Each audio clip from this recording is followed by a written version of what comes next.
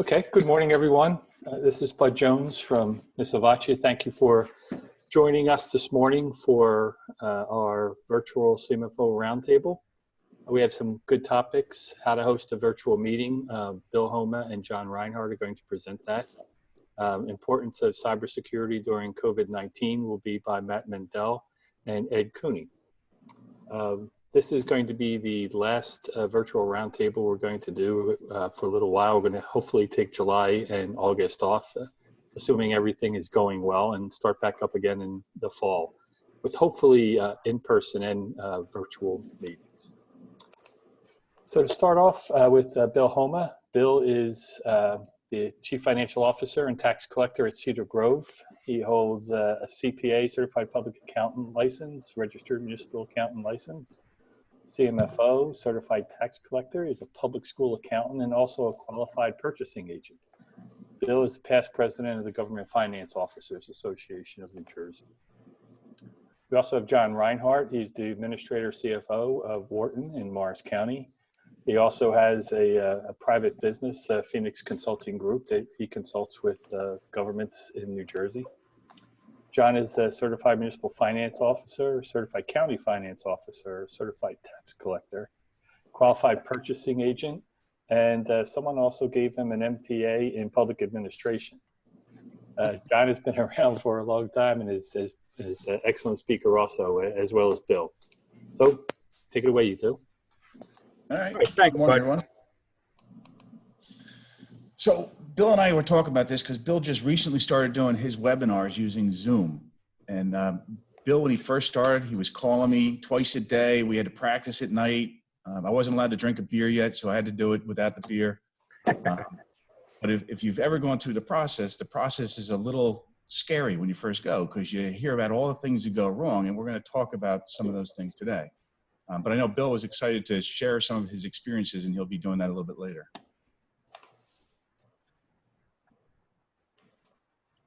We've heard of the platforms. You know, almost everybody's aware of what Zoom is. You know, you've done a happy hour with your friends. You're catching up with people you haven't seen in years, or it's just another excuse to drink in front of the screen.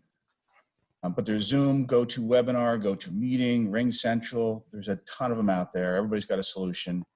It's really just finding what works for you. Right, Bill, and you decided on using Zoom. Did you look at any others?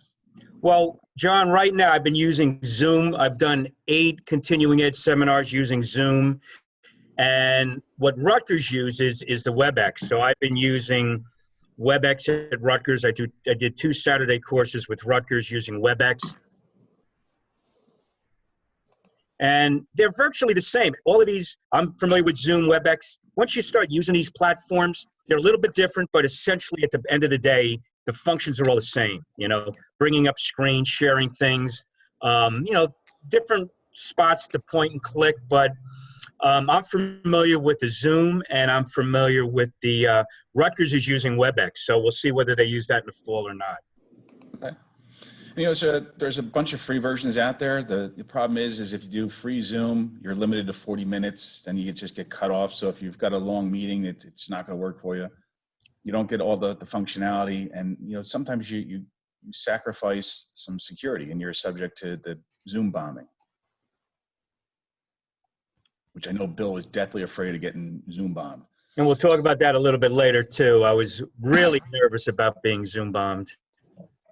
You know, when we were looking for it here in Wharton, we were concerned about the ability to interact with the public. The residents have to have a voice in the meeting. I don't necessarily want to see them, but they need to have a voice, be able to interact with them. Do you need to record what you're doing? You know, for us, we weren't doing it all in person anymore. The clerk didn't have her equipment, so we wanted to make sure we were recording them. We needed audio, not necessarily the video itself. And the reporting features are great. You know, when you guys answer the polling questions here, Michaela is able to run a report, and she can see who was awake and who wasn't awake to get the statistics on whether or not you get your CEUs. So that's another great feature to have. It's almost it's a log of who's here. You know, the other thing you want to do is ease of use. I've been on some where I'm clicking all over the screen. You know, Bill says they're almost all alike. There's some are a little bit crazy, but making it easy to use, not necessarily for you, all that's important, but your residents, if they're dialing in, they've got to be able to use it easily, use a phone number instead. It's got to have multiple access points. whether or not you want them, there's reactions. You're going to have people doing thumbs up, thumbs down, hearts. Now, sometimes that's distracting in a meeting. If somebody's doesn't have the ability to speak, they don't have a mic, then you might want to have that as a thumbs up or thumbs down when they're voting, as long as they can communicate back. Screen sharing. We're sharing right now a PowerPoint screen that Bill and I are going through, and we can share back and forth. If that's something you want, that's great. One of the things you don't want to do, though, is have that open for the public to do. Right? That's when you run into those possible bombings. The polling questions are great, and that's when you're doing a webinar. DCA, the division, wants to make sure that you are awake during the webinar, that you're responding to it, and then you've been there the whole time, so you qualify for those credits. It's also another way to gain information, to figure out what people are doing. The Q&A are great. That's open here while we're doing this one, so you guys can actively ask questions. Between all the panelists, we will answer those questions, or we'll bring it up and read it aloud. The dial-in features, I said before, people have to be able to get in. I've got an 85-year-old planning board member who still has a flip phone, and she has no screen. So we have to make it so she can get in and participate, which is funny because she can never dial in her participant number correctly, so we always have to drag her in a room. Said before, with the free version of Zoom, you're limited to time. I don't know if you're limited to attendees, but you may be. But when we first did our first meeting, we ran it as a webinar so that only the board members were the panelists. So you only see their faces and they have a voice. But we were concerned that since everybody's sitting at home and nothing better to do, that we were going to get 500 people from the town logging into this meeting. So we bought the bigger license because we want to be prepared. So it was 400 or 500 seats for the webinar. Turns out we only had 9 people, but it was better to be safe than sorry. The new one for Zoom is they're changing in July, is they're going to force everybody into a meeting room first. And in a second, I'm going to talk about a Zoom bomb that happened to a town. But what that does is that allows you to keep them in the waiting room, in the foyer, and then you don't let them into your meeting unless they get past you. So if somebody's got a goofy name, that's a reason why you might not want to let them in the room. Bill's going to talk about annotating in a little bit, but that's when you give the person the ability to mark on your screen. Now, if you're doing a meeting among colleagues, that's fine, but if you're opening up to the world and they're writing all over your screen, some bad things can happen. The chats, we use the chats here as well. Some of those are private chats, some of those are public chats.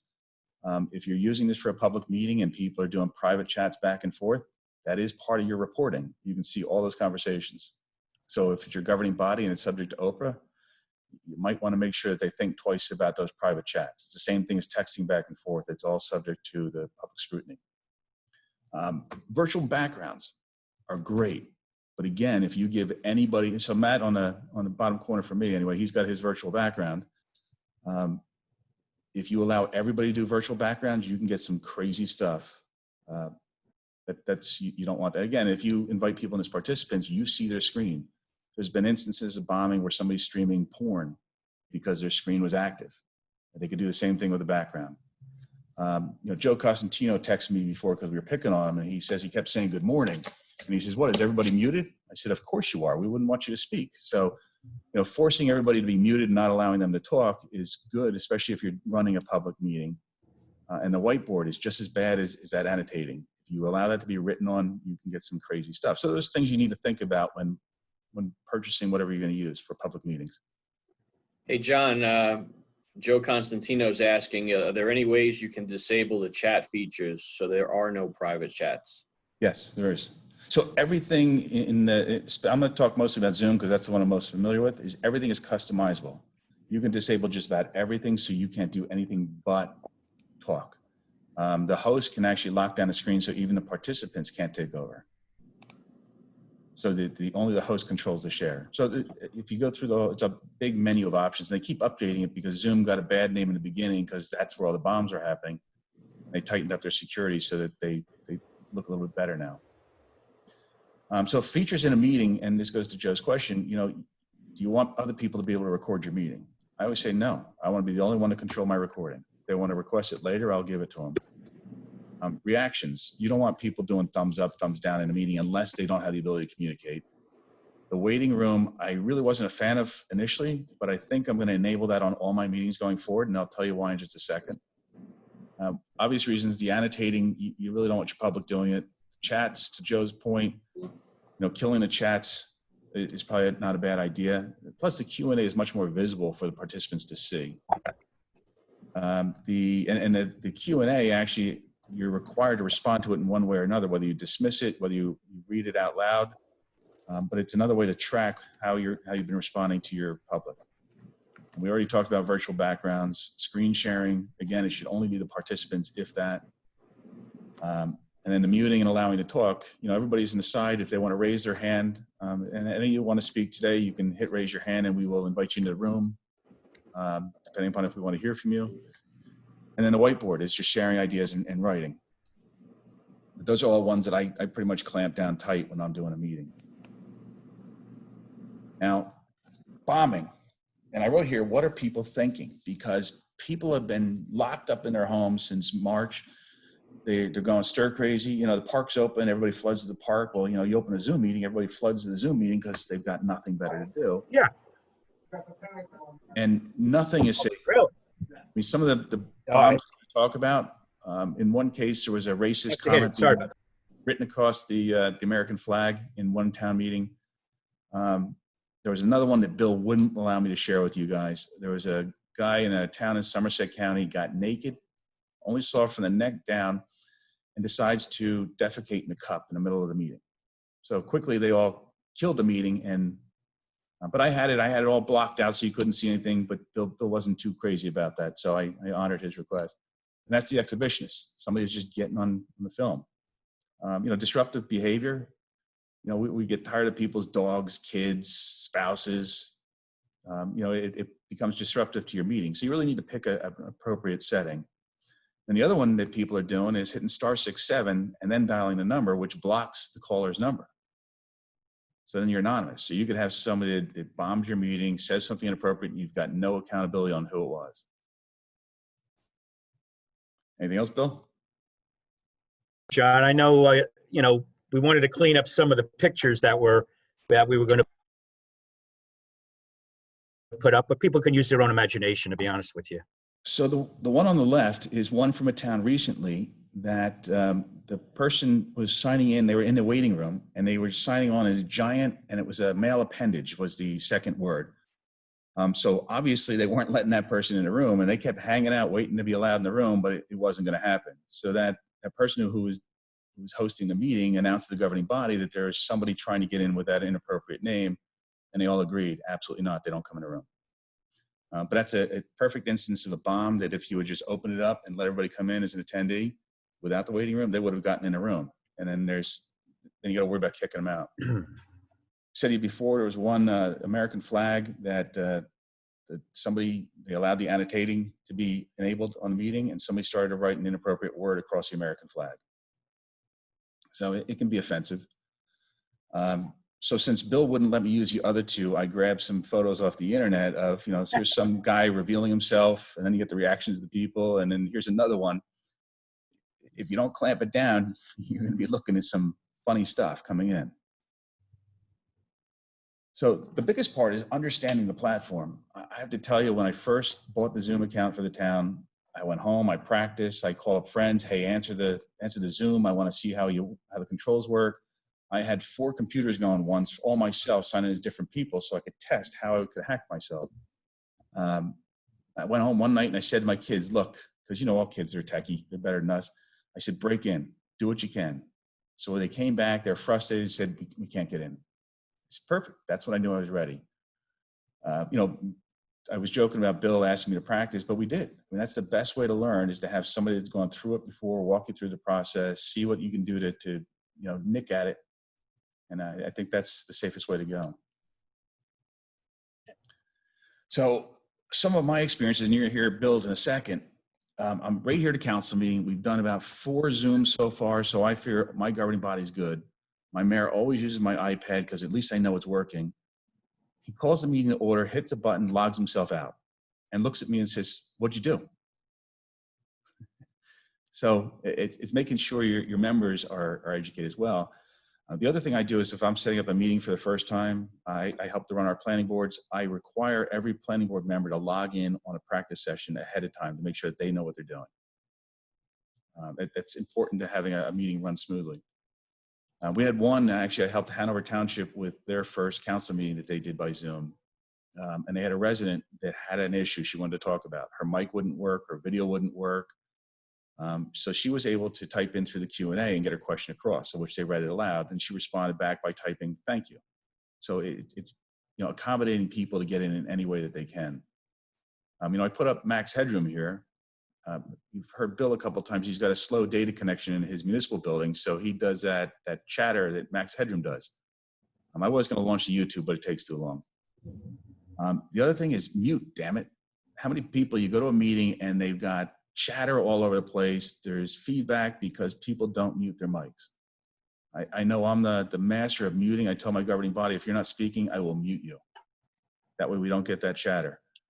And I think right now it's just etiquette of coming on these meetings. You need to learn how to run the meetings and how to participate in the meeting without being disruptive. I've said it before, kids, dogs, and spouses. I was in one meeting where somebody's spouse walked behind them to go to the kitchen, was half dressed. It was pretty funny for us, but I'm sure it was embarrassing for them. And pants.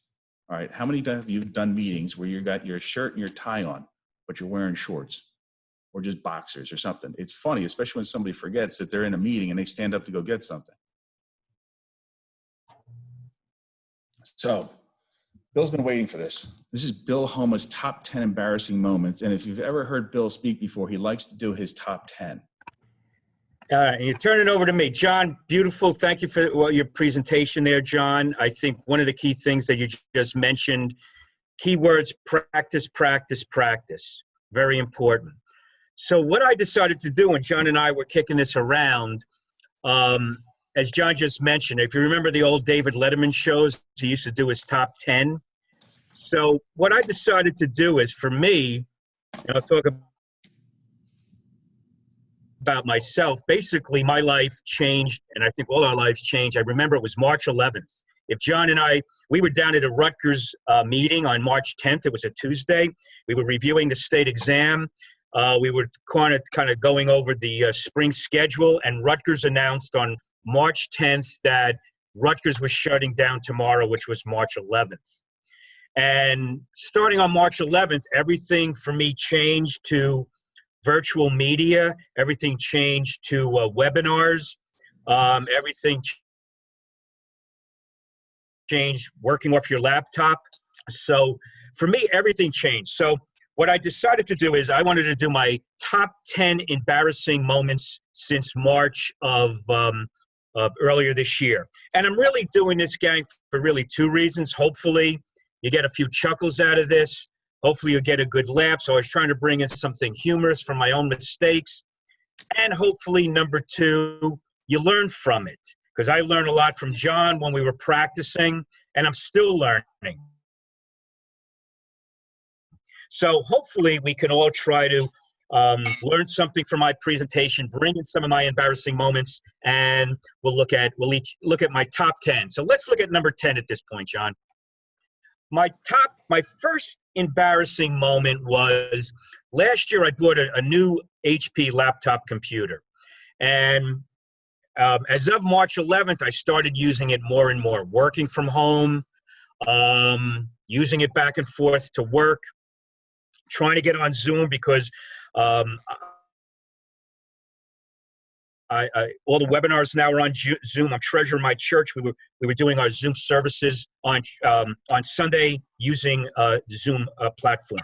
So one of my number 10 embarrassing moment is when I was using my laptop computer, I kept getting a blue screen, which you're going to see in a few minutes. And to be honest, gang, I thought I was doing something wrong. I thought I wasn't closing the computer properly. I didn't think I was saving the files right. Maybe it had something to do with an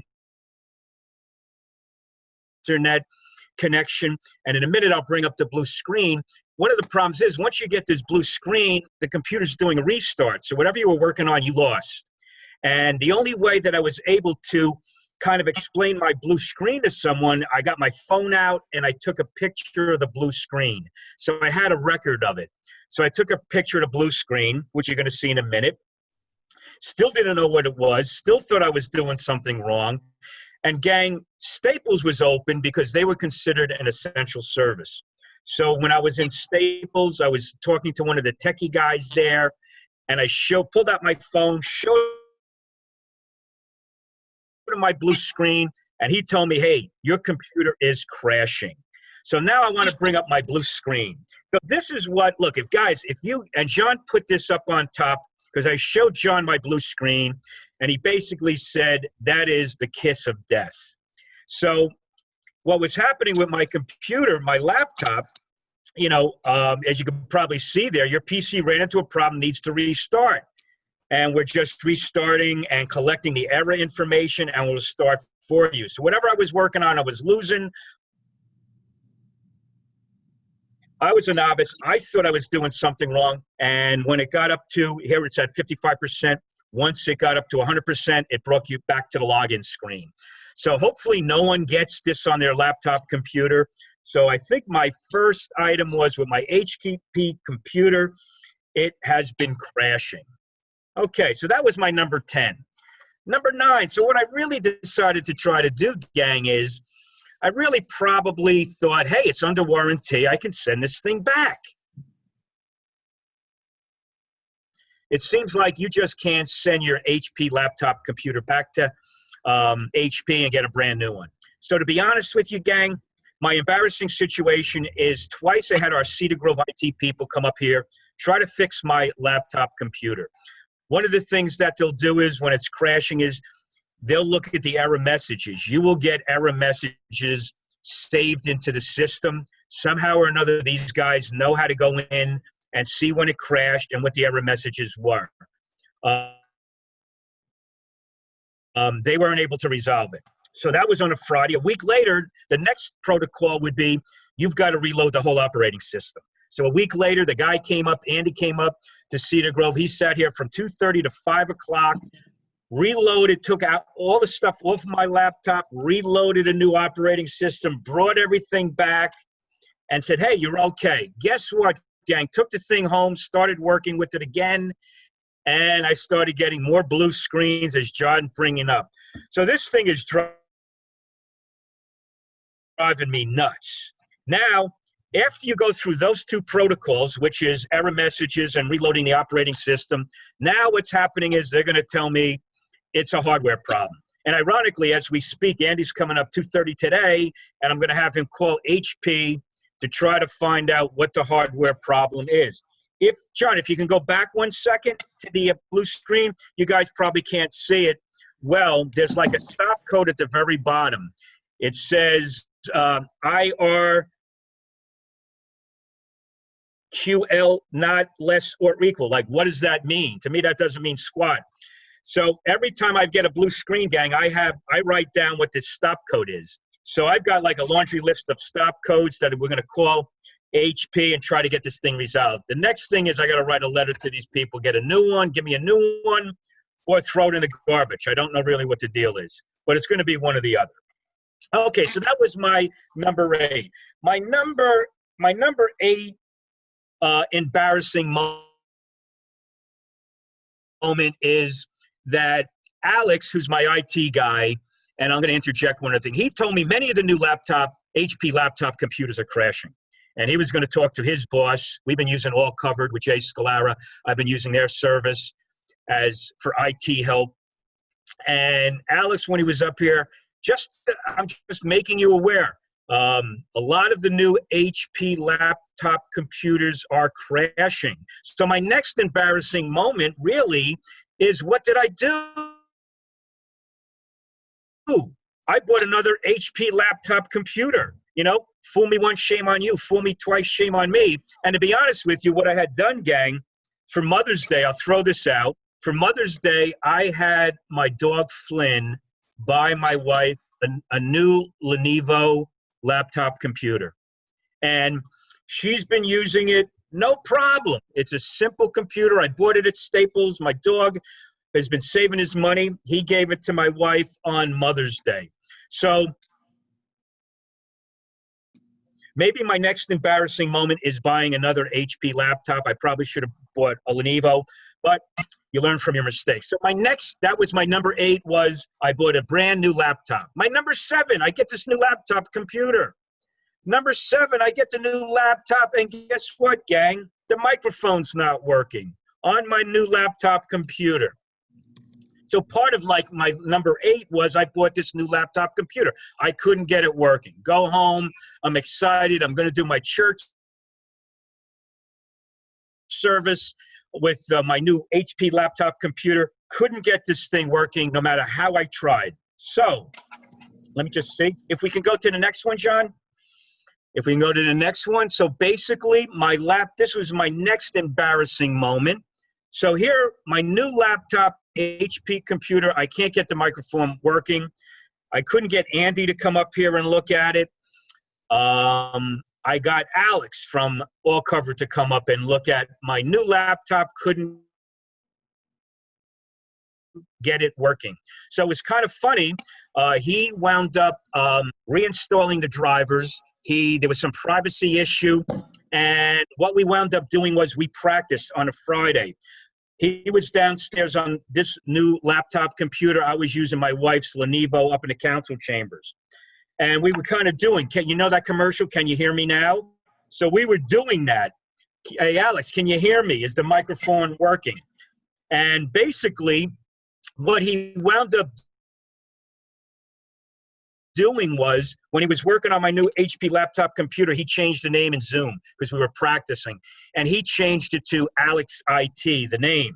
So my next embarrassing moment, gang, was when I went onto the new, our Zoom church service on Sunday. You've noticed all our names come up on the presentation. My name came up as Alex IT because he changed the name in Zoom. So here I am. I couldn't figure out how to change the name. So most of the service that day, my name was Alex IT. So if anybody does work on your computer, make sure they change the name back to that's in the database. So when you're on Zoom again and you're projecting, you've got the correct name there. So for the entire Sunday service, I was Alex IT. Okay. My next embarrassing moment. So I don't know if Dave Holberg is on the presentation. So I've done 8 Zoom webinars thus far, learned it. My wife is kind of my John Reinhardt in my life because she is really good with, a lot better than me with setting up the Zoom webinars. But we did a snafu with Dave's webinar on June 15th. When we sent out the link to everyone, we sent out the link to set up at 9:30 p.m. rather than 9:30 a.m. So, when you're setting up your Zoom webinar or you're setting up a webinar, keep an eye on the AM, PM. I guess I don't want to blame my wife because she's part of my life and my team. So we wound up goofing. I think Dave sent us a text late at night, the night before, and said, hey, Bill, you've got your Zoom webinar set up for 9:30 p.m. rather than 9:30 a.m. And to be honest with you, we only had one person that called at like 9:15, when are you starting your webinar? So it wasn't at 9:30 p.m., it was at 9:30 a.m. So that was kind of one of my embarrassing moments. Wrong time setting up the webinar. My number 4 embarrassment at this point. Number 4 embarrassment. One of the things that I have learned with setting up a Zoom webinar is don't set people up, and John is doing it on the screen right now, if you guys can see. Don't set people up as a participant. You can set people up as either a host, a co-host, a participant, or an attendee. So when we were first doing our first Zoom webinars, we were setting everybody up as a participant. And I've learned that when you do set people up as a participant, they have the same rights as either the host or co-host. So I was doing a task collecting seminar. This was probably June 5th, I believe, or June 3rd. And somebody was touching their screen. And I'm doing this presentation, and I'm thinking, oh my God, John Reinhardt told me you can get Zoom bombed. I'm losing concentration of what the heck I'm doing. And someone, I guess with these new screens, like even this HP, I can touch the screen and somebody else can see it, as John's just doing. He's making some faces on the screen as we speak. So right now, after that one instance, I was being nervous. I was being Zoom bombed. So what we do is when we do our Zoom presentations, we set up everybody as an attendee. If they have to ask a question, they can do it through the chat, or we have the ability to unmute them.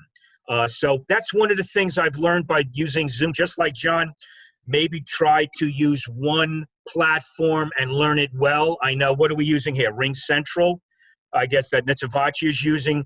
I've learned a lot from John using the Zoom platform at this point, okay? So just learn, if you're gonna set people up, set them up as an attendee so you don't get Zoom bombed. And my John kind of been writing things on the screen. Bomby's been making some funny faces. So I guess that's one of the big concerns using the Zoom webinar. So that's my number 4 of my top 10. We'll go to number 3 of my top 10, embarrassments. Actually, Bill, how about we do one polling question now before you move on, just to make sure we get all 4 in. Okay. All right, everybody, you need 3 of the 4 to get your CEUs. They're cranking in. 3/4 of the way done. I know John Mooney appreciates when somebody announced that there's a polling question. You need that to get your CEU. So I'm re-emphasizing. We're almost there. We're 6 away. 88% voted. 6 people don't need their credits. Okay. So we're going to share the results. All right, interesting. All right, it's about 50-50. That is interesting. Yeah. And I think things have changed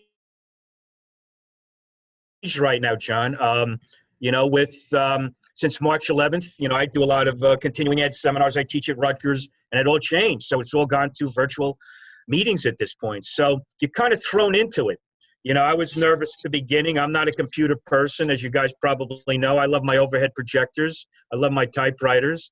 And I am, you know, I kind of got thrown into this, and you kind of have to learn it, whether this is going to be the new norm.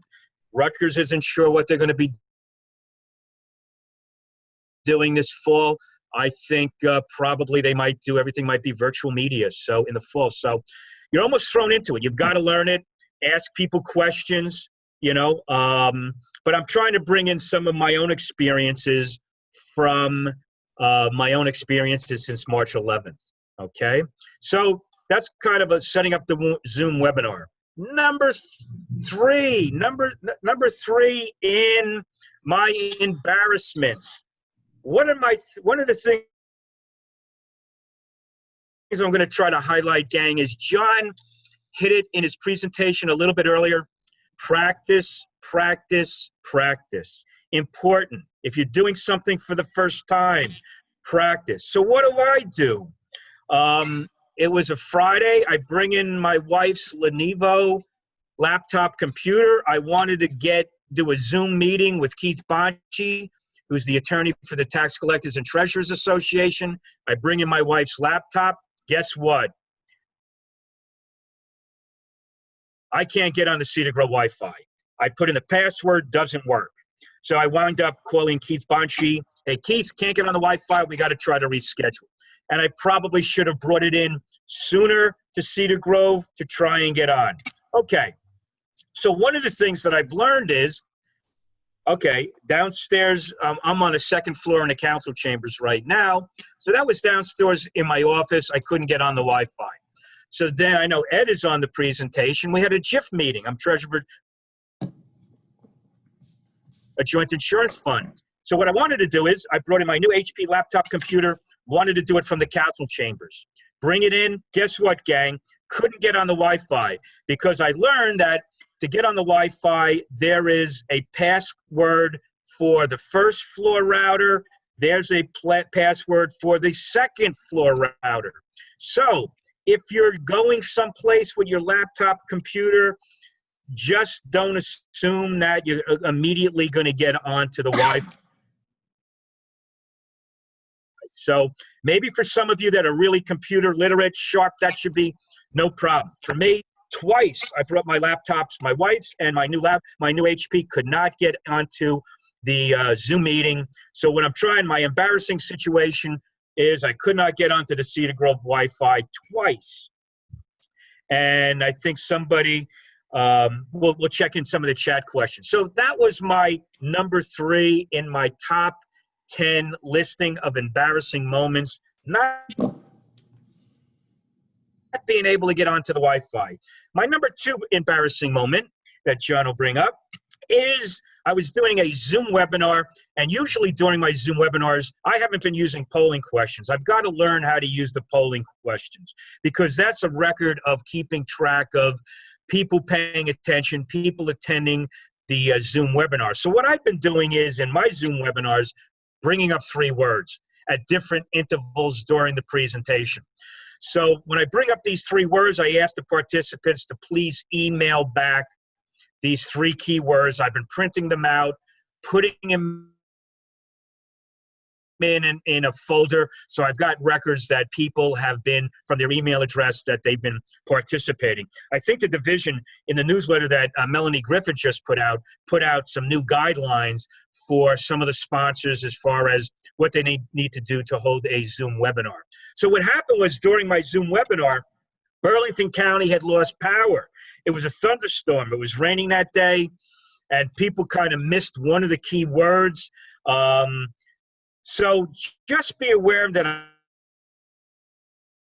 I've learned with, I've been practicing the Zoom with even some people that live in my area. I have a school teacher. My wife's friend really uses Zoom a lot. So I have people that I reached out with. They always told me, hey, Bill, you're using, you're up in the cloud. Weather has a lot to do with it. A lot of things can happen when you're using Zoom. So my other embarrassing thing, if you will, was that I learned was, hey, things can go wrong with weather, thunderstorm, power outages. You do the best you can trying to hold the Zoom webinars and getting the message out, but, we're kind of at the mercy of Mother Nature, to be honest with you. All right, so that was my second embarrassing situation. Okay, my number 1 embarrassing situation is that I was conducting the CFO accounting review class at Rutgers using Webex.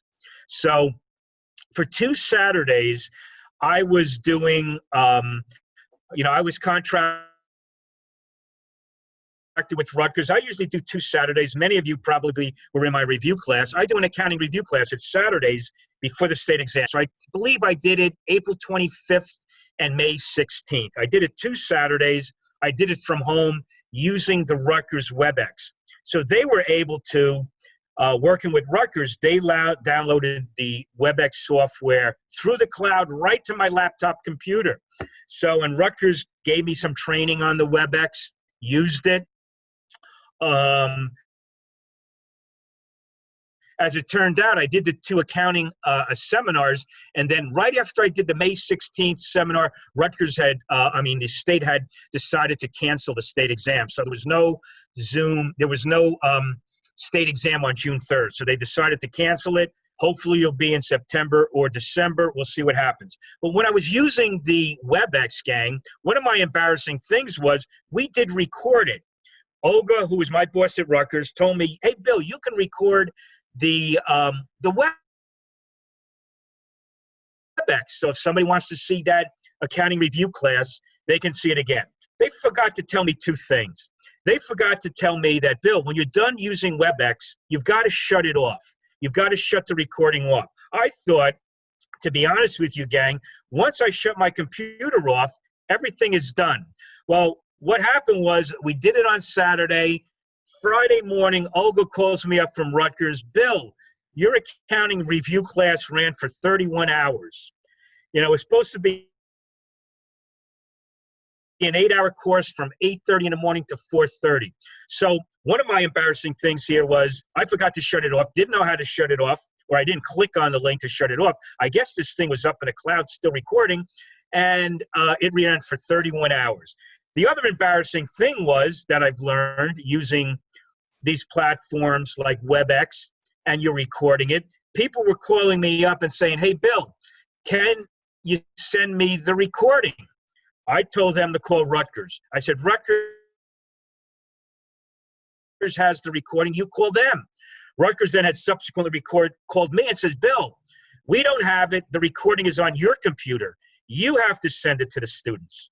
So that was also kind of a learning experience for me, that dealing with the amount of time I didn't shut the recording off, ran for 31 hours, and I kind of mentioned to Rutgers that, hey, you know, I was telling people, call Rutgers, and the recording should be on the Rutgers computer,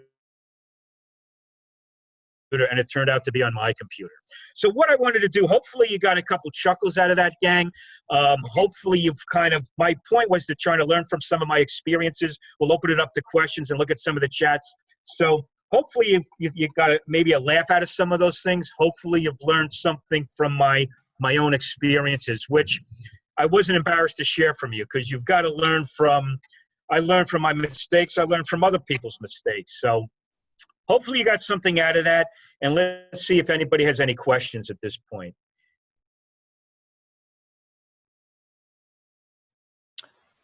Nope. I see no one. We've been answering some. Actually, there's a Q&A right now. So Joe Costantino wants to know, Bill, if that is a 31 hours available in a DVD box set, because he'd like to buy it. You know, I'm going to put that out for the holiday. I'm going to put that out for the holiday season. It's going to, you'll be able to get it on Amazon.com. So my game plan is I'm planning on making volume 1 will be 8 hours. Volume 2 will be 31 hours. So after the 8 hours, I don't know what you're going to see, but those, gang, are just some of my experiences using the virtual media. I'm still learning. I hope you got something out of it. But when John and I were kind of kicking this around, he does more, you know, he's been using Zoom at his municipality, and I kind of you've got to learn it. If you're gonna, this might be the new norm for a while, so you've got to learn it. So I thought I would do my top 10 embarrassing moments using the virtual media. So I hope you got something out of it, gang. And that was kind of my point. So I appreciate John and Bud asking me to jump in and present. So thank you for that. It's fun. And you know, in the next one, we're going to hear about some cyber stuff that everybody needs to know about. And one of the first things they brought up when we did a pre-meeting yesterday was, we hope nobody's got a Windows 7 computer. And Bill says, what do you mean? I love Windows 7. And Bill is still running a Windows 7 computer, which made the other two guys laugh. Well, I think probably the joint insurance fund got a little bit nervous. So, you know, what? You got Windows 7? You've got no patches. You've got nothing. But, you know, if it's not broke, don't fix it. Right? Right. Thanks, Bill and John. Good. Bud, do you want to hand off to the next group? Well, I think we're going to do the second polling question at this point. That's true. John Mooney, did you want to announce out loud that this is the second polling question? They need 3 of 4 to qualify for the credits. Oh, you're still muted. John, it looks like there's a question in the chat also about Zoom and if it's able to be easily shut down. If you're able to shut down someone that might be out of control during a meeting. You are. Actually, I don't even see that chat anymore. That's weird. Yeah, I'm not seeing that.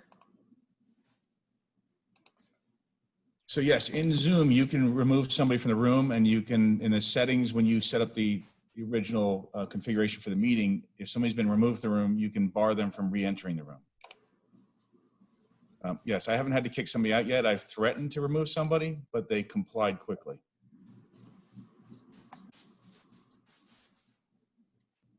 All right, so most people are using Zoom. Or I know somebody else was saying Microsoft Teams is something that they use. You know, it's whatever you learn, you become familiar with. I know Zoom has become the standard because everybody's just using it personally, so it's easy to transfer over and use it when your professional side. You know, we do have a question from Fabiana dealing with, or is Bud taking the questions? What are you using to time the residents? Honestly, we haven't had to do that yet. Anybody participates, and we announce that they're subject to so many minutes. But if they're the only one on the Zoom meeting and they're not, being offensive or disruptive, we really don't care. I mean, I think the whole idea of allowing us to do the virtual meetings is that we have to be accommodating to let people talk, to get their, to air their differences or anything. So we've been very accommodating, and we don't worry about it. So we have a raised hand, I was told. So who's got their hand up? For some reason, Bud, it's not letting me get there. It says Sue. All the way at the top, Sue. Got it. I'll allow her to talk. It just wouldn't let go there. Sue, give it a second. Your mic will be open. Unless you need to do it. I'm unmuting you, but it's not happening. Try one more. Oh, there you go, Sue. Sue? Does she have a mic? We're getting there. She said it was a mistake.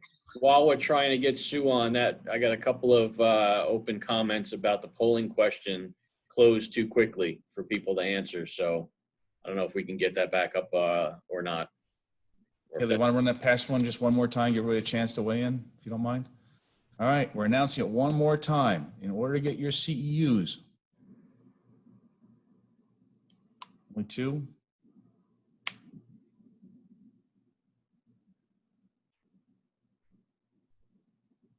Thanks, Sue. That's great. All right, are we done? Okay. We got 39 of the 52 so far, 40. So even though you answered the last polling question, if you could just do it again, just so we can make sure we've got one place to look for everybody's credits. If you stepped away from your coffee, hopefully it was a fast cup. Let's go. 6 more. All right, I think we're at saturation here.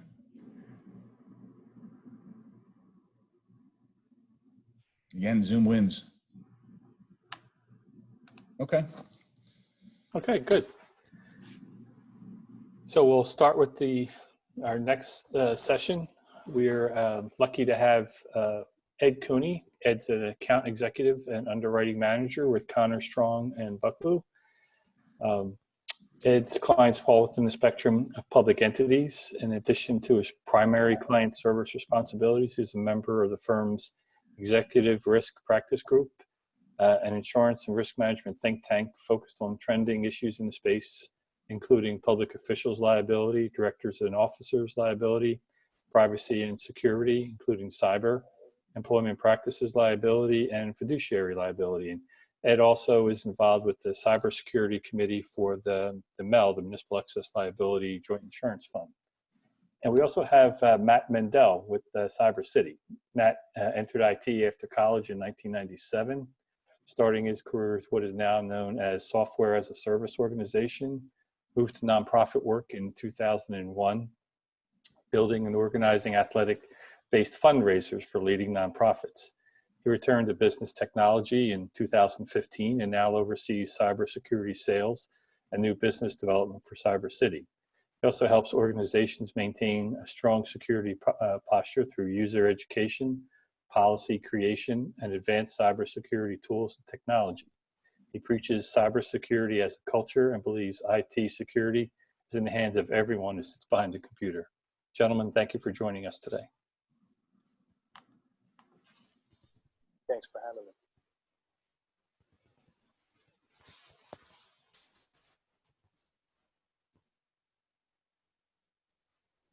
So I guess I will start then. We'll run our cybersecurity as a culture presentation here. I'm just going to share my screen. But do I have the right screen up? I don't know that I do. Yes. Everybody sees my little view of the city here? Yes. Okay, great. So yeah, Bud, thank you very much for that introduction. My name is Matt Mendel. I'm with CyberCity. CyberCity has been serving the technology needs of some of New York's most prominent businesses since the late 90s. And what we've seen, specifically on the cybersecurity side, as it relates to these increasing number of attacks on small, mid-sized businesses, really got us thinking and asking the questions of, what's going on, why are these things happening, and what can be done about it.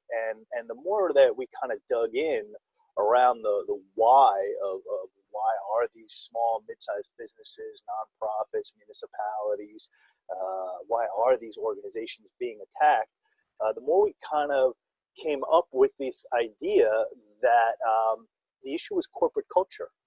And we created the concept of cybersecurity as a culture. And now, with many of us working from home on a more regular basis, the concept has become even more important. Okay, so what we're talking about here, is us, right? The end users.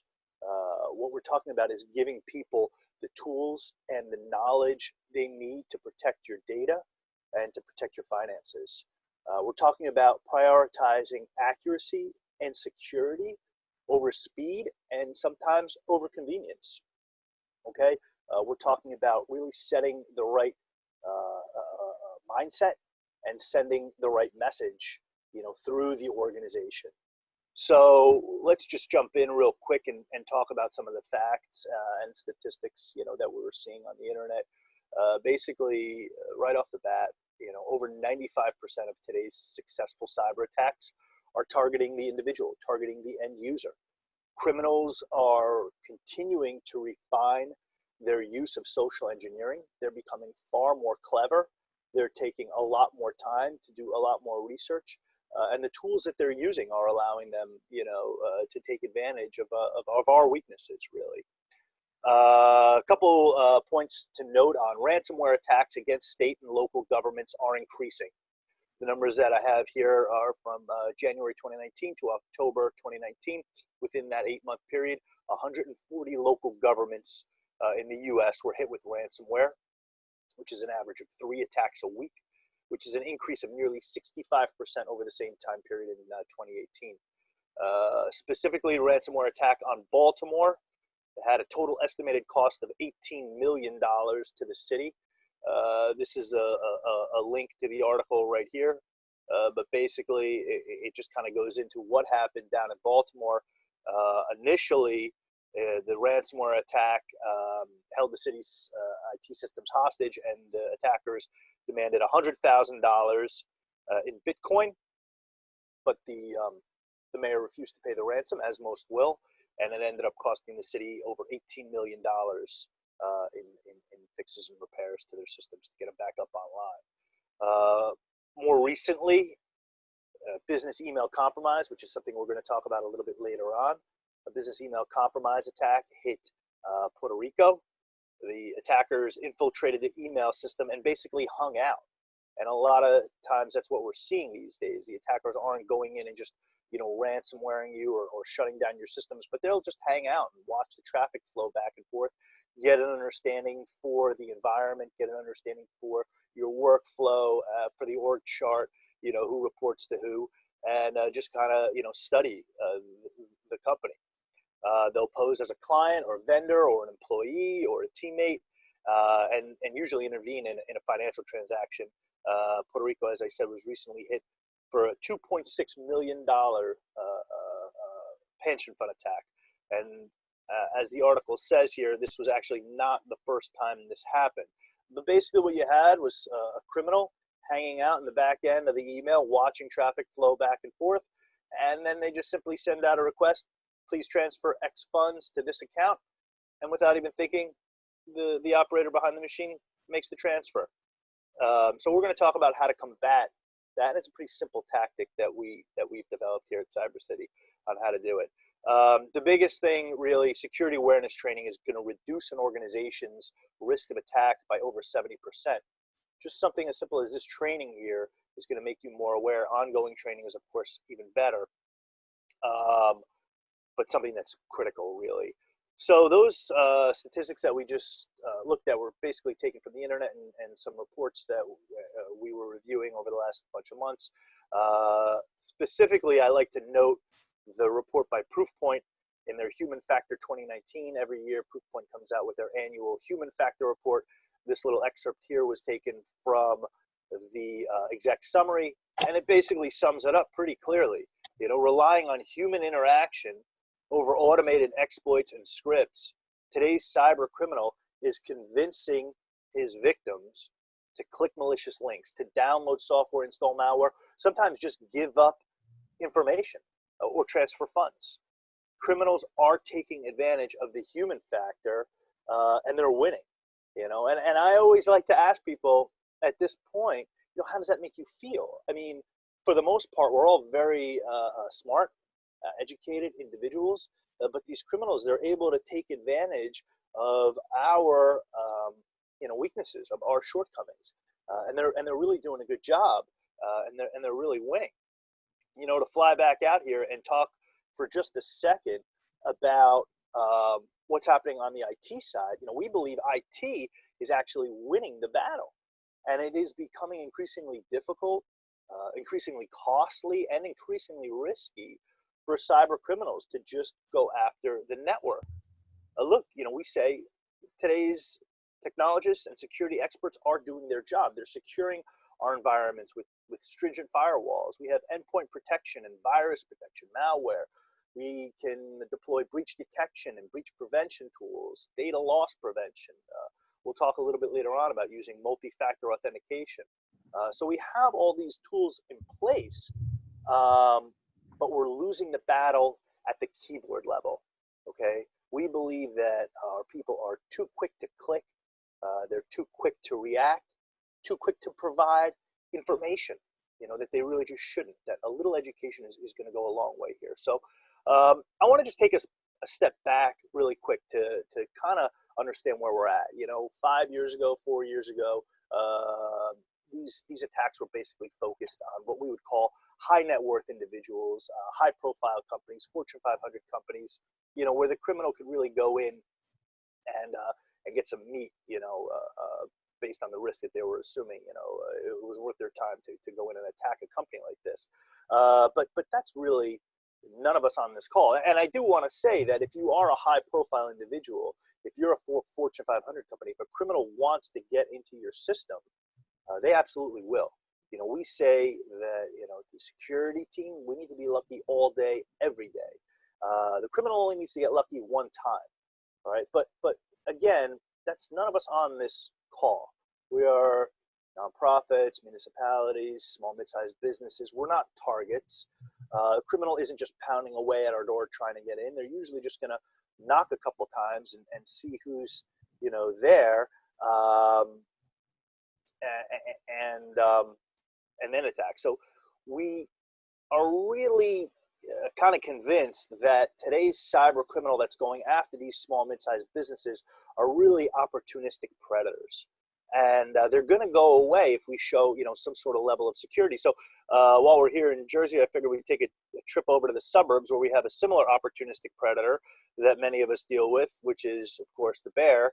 And as some of us will know, you know, you don't need to be faster than the bear. You just need to be faster than your friends running from the bear. And really, that's what this seminar, that's what this session is about, giving you some tools and tips and information to harden you as an end user. And so when that criminal does come knocking, you know, your systems are secure, your people are secure, and you know, they'll move on.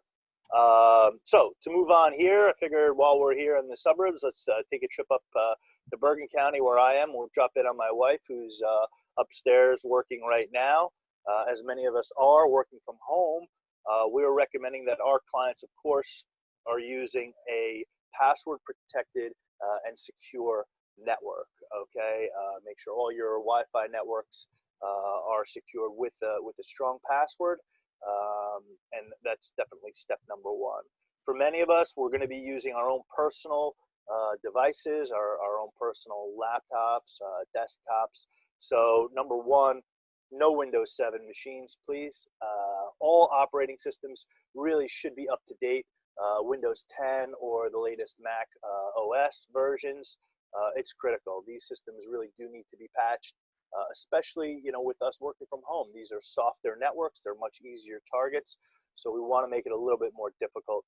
An up-to-date operating system that's patched, and of course, up-to-date antivirus that's patched with an up-to-date license is critical. Everybody should have these on their home machines. The other thing is to protect your account credentials.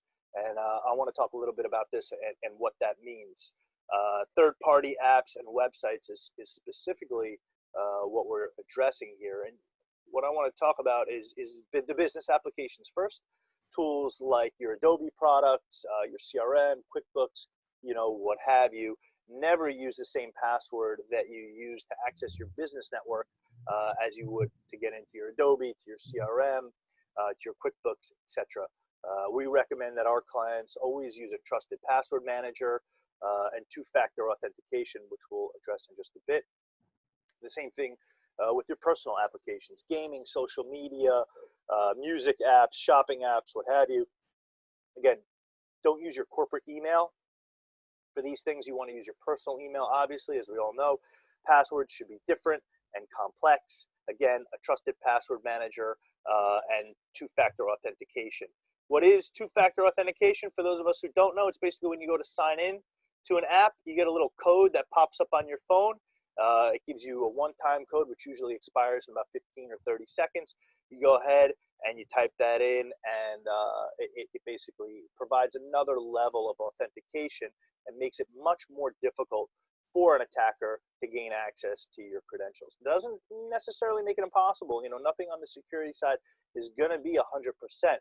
But as probably many of you have heard, security is a layered approach, and the two-factor authentication just is going to add that extra layer of protection. So why are we so cautious about these third-party apps and websites? Well, as I mentioned, none of us are targets, but these places are targets. Adobe is a big target. Your QuickBooks apps are targets. Music apps, social media apps. These are literally a trove of user information, sign-ons, passwords. So a criminal is going to take some serious time to try to get in and scrape out some of those credentials if they're able to. So you want to make sure that the passwords you're using across the board are always different. Your sign-ons are always different. And if they're the same and an attacker is able to get a hold of that information, well, if one account is, as we say, owned, then all your accounts are owned. And we always tell our clients every once in a while they should go on and check out this website, haveibeenpwned.com. It's really supposed to be have I been owned, but the lure goes that when the developers were making it, somebody had a typo and it's now PWNED. So anyway, if you want to check the security of your own login credentials, you can just go to haveibeenpwned.com. You put your email address in right there. We'll use Bill Smith at AOL, and the system's going to return a little report. And we can see here, all of the places that this email address was compromised, right? In this case, it was an attack in October 2013. There was about 2,000 other data breaches, and overall, Bill Smith at AOL has had 26 breaches. So I recommend folks, if you're concerned about your credentials, go to haveibeenpwned.com, check it out. It's a free service, a very reputable service. So yeah, good place to have a look. The other thing that we'll tell people is for those of us that are working remotely, working from home, look, we want all of our clients to be using either the G Suite for Business, a private cloud, or Microsoft Office 365 to store all their data securely in their corporate cloud, in their corporate environment. But I understand that, I like to say, like water, end users are always going to follow that path of least resistance. I'm guilty of the same myself. I'm working from home. I don't always want to log in. I'm working on a document. I'm going to save it to my desktop. If that's you, and you do have a bunch of now, it's 3 months or 3.5 months we're going on here. If you have a bunch of that information stored on your local, make sure you back up that local data, put it into a cloud, bring it over to your corporate environment where it really should be, but don't just leave it on your desktop. It's super vulnerable, and there's no backup of it. So back up that local data. We talked a little bit about the business email compromise. This is an example of an email that somebody, you know, can receive when they're just at their desk, and it looks very realistic.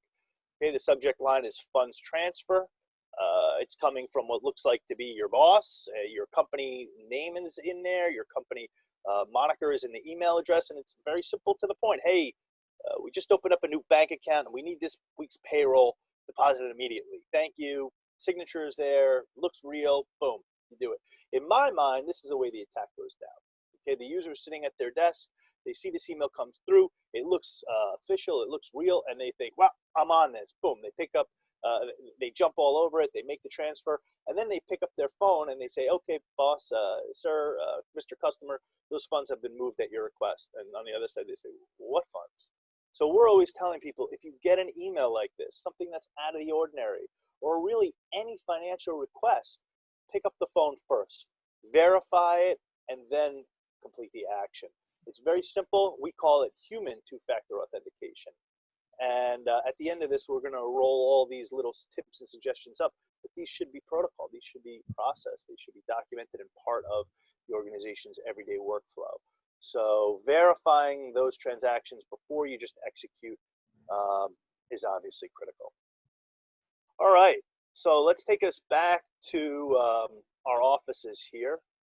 And this is, you know, what I think might be a typical office, maybe not the typical office for some of our nonprofits and our municipalities, but nevertheless, pretty decent replication of what an office is. So when we are back at our desks and back at work and back in our office, here's a couple things, you know, that we want people to look for. Number one, when we do start going back on vacation, the out of office email, which, you know, as a marketer and somebody in sales, I probably send out 100 emails a week or more. And I get these out of office emails all the time. And the thing with the out of office response is you don't know who is receiving this email. It could just be a spam email. And all of a sudden you're providing this criminal, this bad actor with all of this really key information, you know, which may not be the whole pie. It may not be the whole puzzle, but it may just be a piece of a puzzle. Enough information to get somebody started, or enough information to get you now put on somebody's list. So let's just take a look at this. First of all, there's a window of opportunity here that you're letting people know you're going to be gone, you know, for this amount of time. Limited access to email, which I think we all know is pretty untrue because these days everybody has email on their phones and we're always seeing it. So anyway, financial assistance, please contact controller, name, email address, direct phone number. Here's your information, direct office number, cell phone number. Way too much information here, and really, in my mind, you know, of no use to your clients. People know, or they should know, that, you know, you're going to be out of the office. So what we want our clients to do, be a little more proactive. First of all, let your main clients know you're going away. Let obviously your team know you're going away. Don't think I've ever received an out of office email from somebody and not known how to follow up with that person directly or a member of their team and check in with them. So, you know, what we want our people to do is just make it a lot more generic with a lot less information. If you have to give that window that you're gone, fair enough, you can do that. If you don't have to give that, you know, I'll be out of the office for the next few days, even better. In this case, we'll leave the window. For assistance, please email, general email right there, general office number, thanks, and stay safe online. You're really limiting what these people now have to go on, and you're just taking that extra step. So those are the out of office emails. Obviously, we know random USB sticks. I like to mention, don't plug these in. Never use a random USB. If you do find one laying around your office, bring it to your IT department, and they can take care of it. Be suspect of the free ones, the giveaways. You know, be suspect of the ones that you see. You know, in the city where I am when I'm back to work, you see them all over the streets. Vendors are selling them. I would never buy one from somebody on the streets like that. Go into Staples, go into CVS, and grab one from a reputable vendor. We are hearing reports these days of actually malware being installed on the cable itself, not even the USB stick, but a charging cable. So, watch out for that. It's pretty rare, but I would watch out for that. And I would also not use, which we see a lot in the city, those chargers that are all over the city streets. If you need a portable charger, you can go to Amazon.com, you can go to Staples, you can go to CVS and pick them up for like $20. But as soon as you plug a device into one of these pieces, be it a USB stick into your device or your device into one of these chargers, and there's malware on that, your systems are owned. So be aware of these things and buy them from reputable brands. Oh yes, coming to the part of the presentation that I love, a little Q&A here.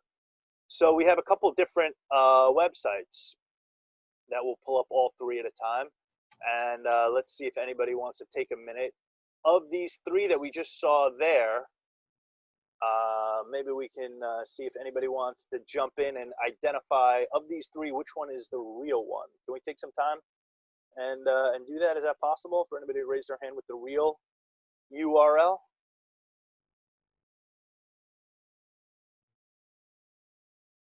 I'm unable to see the meeting controls here, so maybe if we're able to do that. Otherwise, I'll just jump back in and give it away after a few more seconds. Okay. Come on, somebody's got to speak up. Can we do it? Can we see your hand raised for the real versus fake? Oh, Come on, there's some of you out there that I I know. see one raised hand. Yep, Jessica, let's allow her to talk, and I'm going to unmute her right now. Jessica, if you can unmute your mic, you are first up. Good morning. Can you hear me? Okay, Yep. good. All right, my guess is the one in the middle. I don't. That's a good All right, guess. we have one more person, so let me allow the second person to talk. Joe Costantino, what's your vote? We're waiting for Joe to unmute. There you go. Joe? Joe has never been quiet in his life. Joe, you're quiet. John, while we're waiting, Mary Jones Shamming also thought it was the second one. Okay. Joe, unmute. You have the floor if you want it. Joe also picks number 2. Yep. All right, and we have a third one, Candy Leonard. Let's allow her to talk. Give me 1 second and unmute. Candy, unmute your mic. You're good? Hello, can you hear me? Yep. It's number 1. Go. Bingo. All right. I'm going to take everybody else off the floor now, so you can talk, Matt. It is number 1. Thank you very much, Candy. I'll go through these real quick, if I may. So number 1, Google.com. That is the correct one. And then in number 2, we'll just jump ahead really quick. This one is going to bring you to mylogin.com. Okay, what we're looking for, and of course the one at the bottom is going to bring you to a Russian website. What we're looking for is, first of all, your .extension. Okay, you want something reputable. .com, .edu, .org, .info. Be suspect of other ones. And to be fair, Cybersecurity, we use .nyc. It's part of our branding. But I would be suspect of that. That's not to say that it's malicious or nefarious or harmful, but you should be suspect of it. The case of number 2, like I said, this is going to bring you to mylogin.com. You want to look for what comes before the .com. Okay, and this one's going to bring you to google.com because this is the right one. This will bring you to your login screen at google.com. And then, like we say, the last one is going to bring you to a Russian website, which you definitely want to be suspect of anything coming from that part of the world, from what our cyber intelligence is telling us. Matt, So jump in for 1 second, Matt. Candy, good job, Candy. Our IT department would be very happy here at Nisivoccia for you getting that one correct. So nice job, and I guess you do pay attention on those Inside Man videos. Good job. There you go. Good. All right, so moving right along here, we've all seen these emails. You look at it. Wait a minute. What do they need me to do here? So this is an example of a phishing email that we'll run through really quick. Okay, you're sitting at your desk, and boom, the ding comes in. You get an email. Hey, thanks for using IT services. We're currently undergoing major upgrade. All new services you're going to be interested. Enterprise package, great words. Looks good. This is no longer the email from the prince. Looking for you to transfer money. This is a very realistic email, written correctly with a nice logo and signature at the bottom. Couple things that you want to look out for. First of all, the moniker. I got an email the other day from office366.com. This one has the W swapped out for a V. So give it an extra second. Of course, we all know to hover over or copy out and paste this URL. Never click the URL directly itself. What they're looking for you to do here is to go here and update your account, most likely scraping out or taking your user ID and your password. Another red flag is to act quickly. So look at the moniker, copy, paste, or go directly to itservices.com. Just punch that right into your browser. Excuse me. And anything that's going to kind of throw us off our game. Act now, do this quickly. You know, that's what these bad actors are looking for from us. They're really expecting us to act as we do. Just respond quickly. Take a minute, slow it down, and take a look through the email. Did we have a question there? I saw a raised hand come up, John. Yeah, we have a raised hand out there. Mike Garino, I am going to unmute him now. I'm not sure that's a good idea, but we're going to do it anyway. Good thing we know most of them as we harass them. Mike, Am I speaking, John? you are. Yeah. Okay. It's not a, it wasn't through the internet or email. I got an actual letter from New Jersey Infrastructure saying that they are no longer accepting check payments. That kind of pissed me off. Excuse me for saying that, but that worries me as well. And nobody responded when I got the, when I emailed them back saying, because I got a letter and an email, I'm sorry. And nobody responded back saying that it was true or not. So I'm still going to send a check till I get an email. That's interesting. Mike, I took the same position. I said, screw you. You know, for me, I don't do wire transfers out of my accounts unless I show up in person at the bank, because that was another issue with being compromised if you didn't have a secure computer. So whenever I set up a bank account, my instructions to the bank are, you need to see me in person. I have to show you ID. Mm-hmm. So that I did 3 wires in 1 week. The guy says, look, your instructions still say I got to see your license, even though I saw it 2 days ago, which is funny. That's my security. That's my control. It's inconvenience, but I will not wire to them. If they don't want my check, then so be it. Yeah, and Good. John, you know, well, first of all, we all know, right, these phone calls from the IRS are a scam. The IRS doesn't call us. They'll always send us a mail. You do want to be suspect of, because people have all kinds of information on us. And John Reinhardt, I think you made a great point there. Security is always going to be this balance between, you know, speed, ease of use, convenience, and being safe. So we have to kind of figure that out. And for everybody, it's going to be a little bit different. We have to figure out, you know, what our comfort level is. But again, to draw back to this phishing email here, these are just a couple things you want to look for: the moniker, copy and paste, and anything that tells you to hurry up and throw you off your game. So moving on from that, the last thing that we want to take a look at when we are back at our offices, especially for those folks that are working in high traffic areas where a lot of visitors may be coming in and out of the environment, you walk away from your desk, your computer should shut down after 15 minutes. Simple. Maybe 5 minutes if it's very high traffic, but it should absolutely lock up and require a password to get back in after it's inactive. So that's working from our office. We'll talk quickly, you know, as we commute, working from the train, okay? Or one day, I know we'll be back working at our favorite coffee shops. We want to remind our clients regularly from these places, always confirm that you're on the correct Wi-Fi. It's very easy for a criminal to set up a fake wireless system within one of these places, and a lot are doing it. We're absolutely hearing reports of bad actors hanging out in areas where business users tend to be, and even more so hanging out where higher profile executives may be, in airports or in those lounges at airports, or even on Acela trains in business class. So be careful. Always either confirm the correct Wi-Fi, go right up to the barista or to the conductor. What's the Wi-Fi here, and is this right?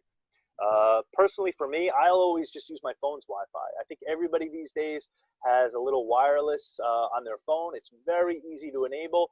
You should enable the secure password setting on that as well. You just turn it on, open your laptop, and get to work. And of course, never use the free or unsecured version. Hey, Matt, for Bill Homa's, for his benefit, so that the free Wi-Fi's, I think most people don't realize that they're stealing the data. They're not actually stealing it, they're just copying your data. And they've now got everything you've transmitted. Thanks, John. Yeah, that when you're on somebody else's Wi-Fi, they're able to see all of your traffic flowing back and forth. Anything you put into your keyboard, they're able to see it. And they can also get into the back end of your system. You're basically owned by them. You know, not to put too fine a point on it, but when you sign into somebody's network, they can see whatever they want on your machine. They can see your browser history. And yeah, all your traffic back and forth. So again, I got my phone right here, you know, just enable the Wi-Fi on it. And whenever I go to sign in, I just turn it on, flip open my laptop. It runs super fast. Never had an issue with it. You know, I think we use Verizon, so it's, I don't know if it's better than anything else, but I've always found it very easy to use. And if you are concerned, if you are sending a lot of financial information back and forth, then you can set up a VPN. And there are plenty of VPN clients available. I've seen a commercial now for NordVPN, which is a very reputable VPN service. VPN stands for Virtual Private Network. But again, you should be cautious of the systems that you're using. Your IT department can set you up with a good VPN service, but it's just like John mentioned before. When you use that VPN, you're sending all that data from your system to their system before it goes out into the general web, and it's encrypted on their side. So if this is not a trustworthy brand and not a trustworthy company, they're basically seeing all your data back and forth. So be aware of that and talk to your IT about, you know, a good reputable VPN. So Matt, we have one question that came up from Jonathan to Joseph. He's saying, for vacations, is it worth bringing a MiFi instead of using Wi-Fi? Absolutely. I can answer for the group. I actually have my own MiFi. I never use a public Wi-Fi at all. And as Matt said, if I don't have it with me, my phone gets turned on. I enable the Wi-Fi there and I use that. Yeah, it's just better practice. And I'll even take a step further. You know, we've heard it before. When you're on vacation, wait to post the pictures. You know, and that's big. People can and will follow your social media, especially if you're a higher profile individual. If you have that, you know, that chief before your title, you know, a CMO or CFO or CEO, especially. Don't be so quick to share that information. Don't be so quick to share all your family information and your personal information. You can go through the settings on your Facebook account, on your LinkedIn account, and really turn a lot of that off and encourage your kids the same, you know, because if they follow you, maybe they're following your kids too. And yeah, keep all that private information out. You're really only enabling and emboldening these criminals. So I like to take people at this time to our office. We're actually in the city. We're not in the suburbs, but we're over on 32nd Street on the west side. This is the inside of our office. And while we're here, let's give you guys some good takeaways and some ways to really harden your infrastructure. So everything that we talked about in this presentation here, you know, these are suggestions. These are ways to approach security, and these are things that your people can do. But what we want to do is take these from being just suggestions to actually corporate policy. They should be policy, just like your scheduling vacations policy. You have a work from home policy. You have a dress code policy. You know, these should be the same thing. So we're going to start right at the top. Number one, set the guidelines. And I fully respect that every organization is going to be different. There's no one-size-fits-all approach. Maybe all these things that we discuss don't really work for your organization. Fair enough. But you should be working with decision makers and key staff to understand all the parameters that your people are comfortable working in. Understand workflows and limitations for what we went over as the human two-factor authentication, or H2FA as we call it. You know, there should be parameters there. What if the request comes through by email? What do? Do you make a phone call? Do you send a text? What if you get a text? What if you get a phone call? We do hear about, you know, these deep fake phone calls where the criminal is actually able to impersonate your boss on the phone. So what happens if you get a phone call? And is it too much to ask your people to, if you get a phone call from a client or from a boss, to verify that transaction by email? Is there a certain amount? You know, if it's over $5,000, then does it require, you know, that extra layer, that extra authentication?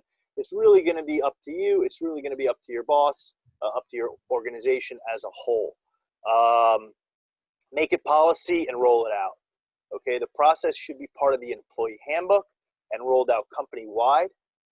Employees should understand their roles and their responsibilities, and they should be periodically tested. We have a program at Cyber City where we're actually sending out live phishing emails, where we're sending out, where we're making fake phone calls to see what kind of information, you know, we can get from the end user. And as number C says, it's not about getting people in trouble.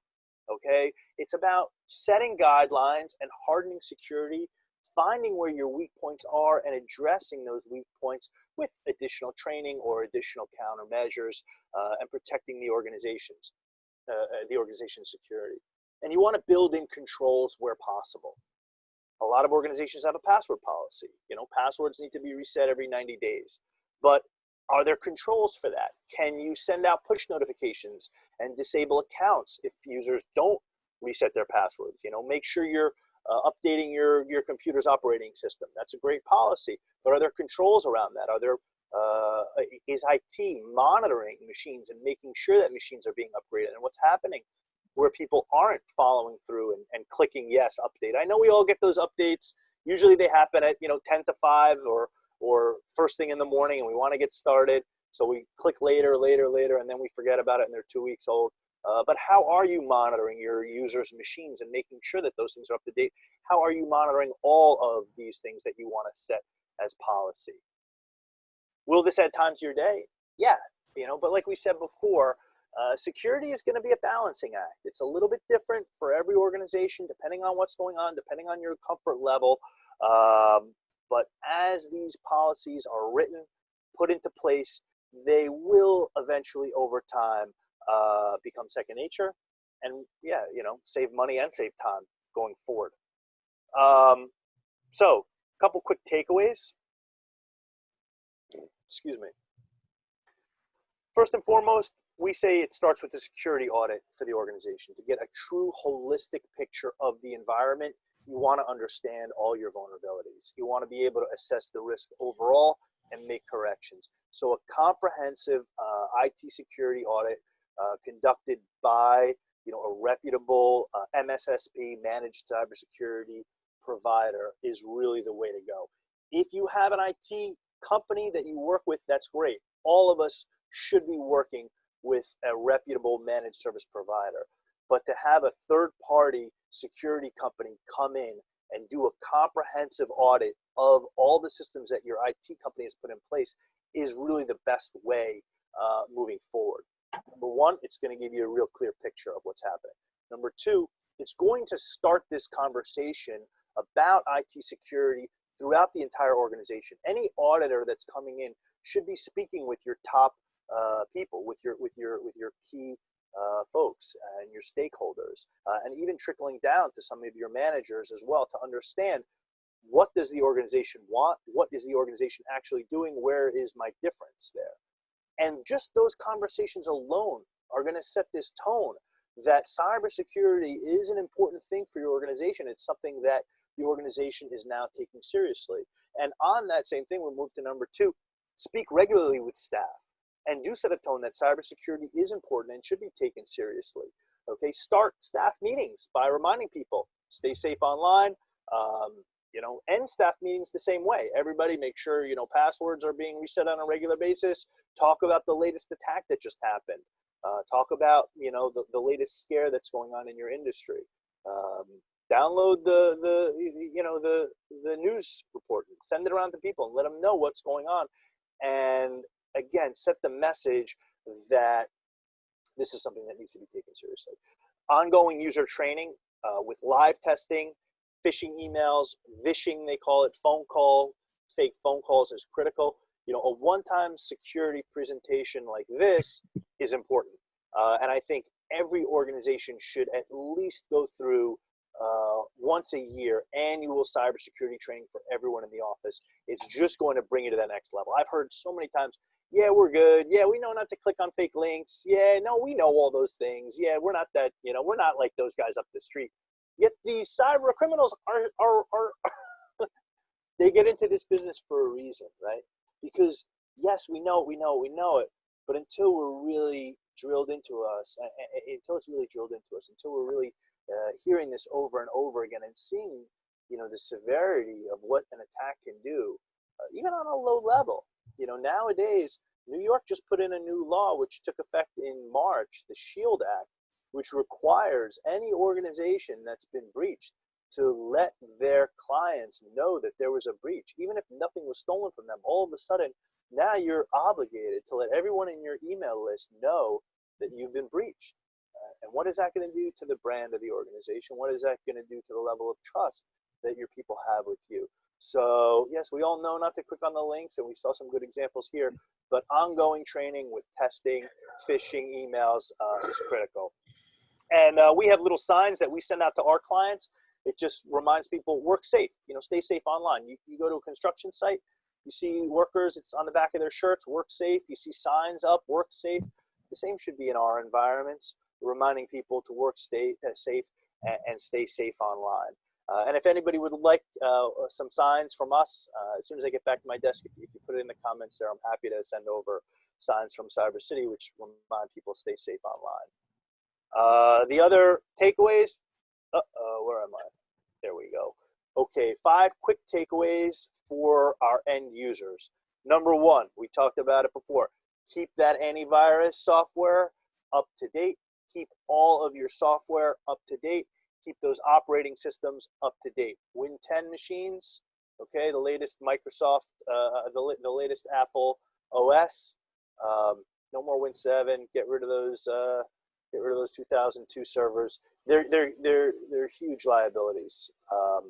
Number 2, use a multi-factor authentication tool. Use a password manager. Use a VPN if necessary. These are great tools. I use multi-factor authentication from Google. It's Google Authenticator. It's free from Google. Some people can, pros and cons of using free software like this. We can discuss that. But Google Authenticator is very easy to use. I have it set up for all my corporate stuff. I have it set up for my personal, for my banking, for my social media as well. And it's not bulletproof. It's not 100%, but it does add that extra layer. And maybe, that deciding factor that just causes a criminal to go elsewhere, if they can't get in. Private mode for web browsing is a great little thing. Many of us have it. Few of us use it, but it's going to keep all that traffic a little bit more private. So it's a great thing to set up when you are web browsing in your web to use a private mode for web browsing. Again, forward suspicious emails to your IT team. I don't know if I mentioned that earlier, but you want to forward any suspicious emails to your IT. You want to bring those USB devices that you find lying around to your IT. Don't just delete them or get rid of them. If they are nefarious, if a bad actor did send you a fake email and you send that over to your IT, they can investigate. They can clamp down your email filtering or your spam filtering a little bit more. They can turn things off at the firewall, and you're just helping them out. And again, protect your credentials, protect your user ID and your password. That Have I Been Pwned site is excellent. It'll spur you maybe to change a login or to change a password, and it's a great little tool. And of course, everyone stay safe online. There we have it. Okay. Thank you, Matt. Thanks, Matt. Guys. We want to launch that next question? Or there you go, poll.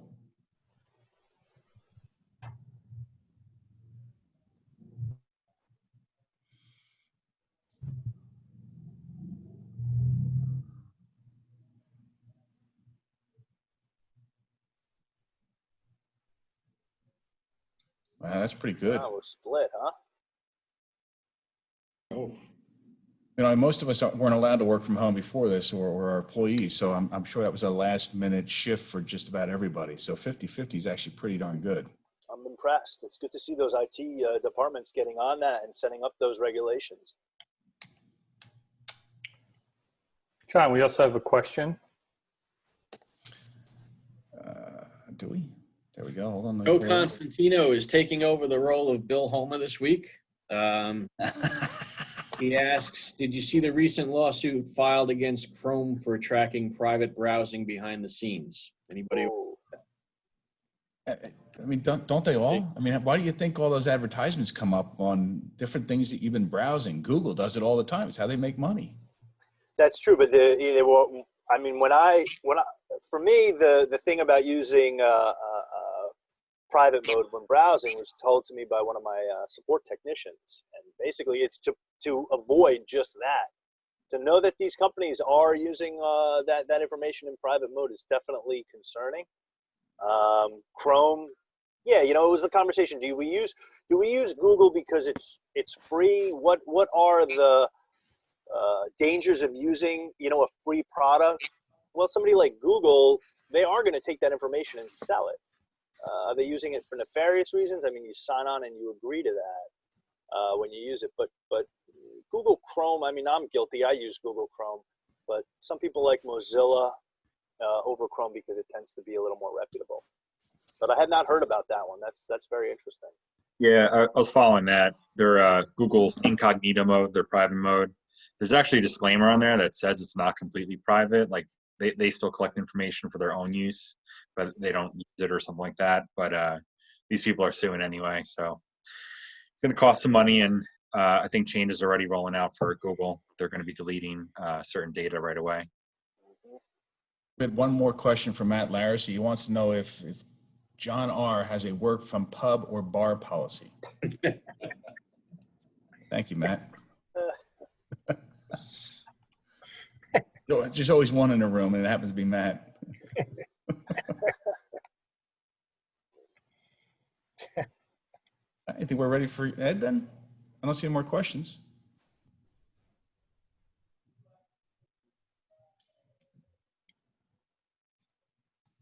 There you go.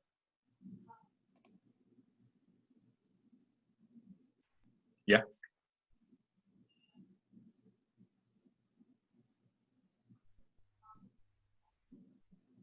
Ed, you got the screen? I do. Okay. Yeah, just make sure I'm ready to go. All right, thanks everyone.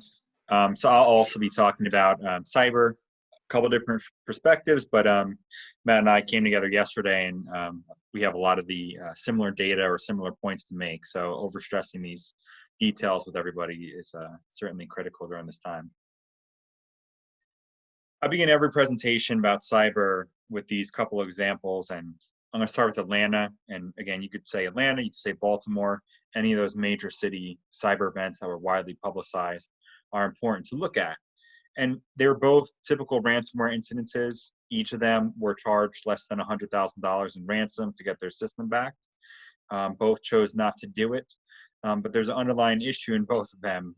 Baltimore, in fact, their whole issue, the whole ransomware incident was they were 2 years delinquent on doing one of those Windows updates you get in the bottom right-hand corner of your screen. That would have fixed their whole problem pretty much. Atlanta, similar story, but another typical ransomware incident. I'm going to progress a little bit to top right corner here, the Thanatos ransomware incident. This is another ransomware strain that was out there. Similar style, encrypts your system, charges a ransom for it.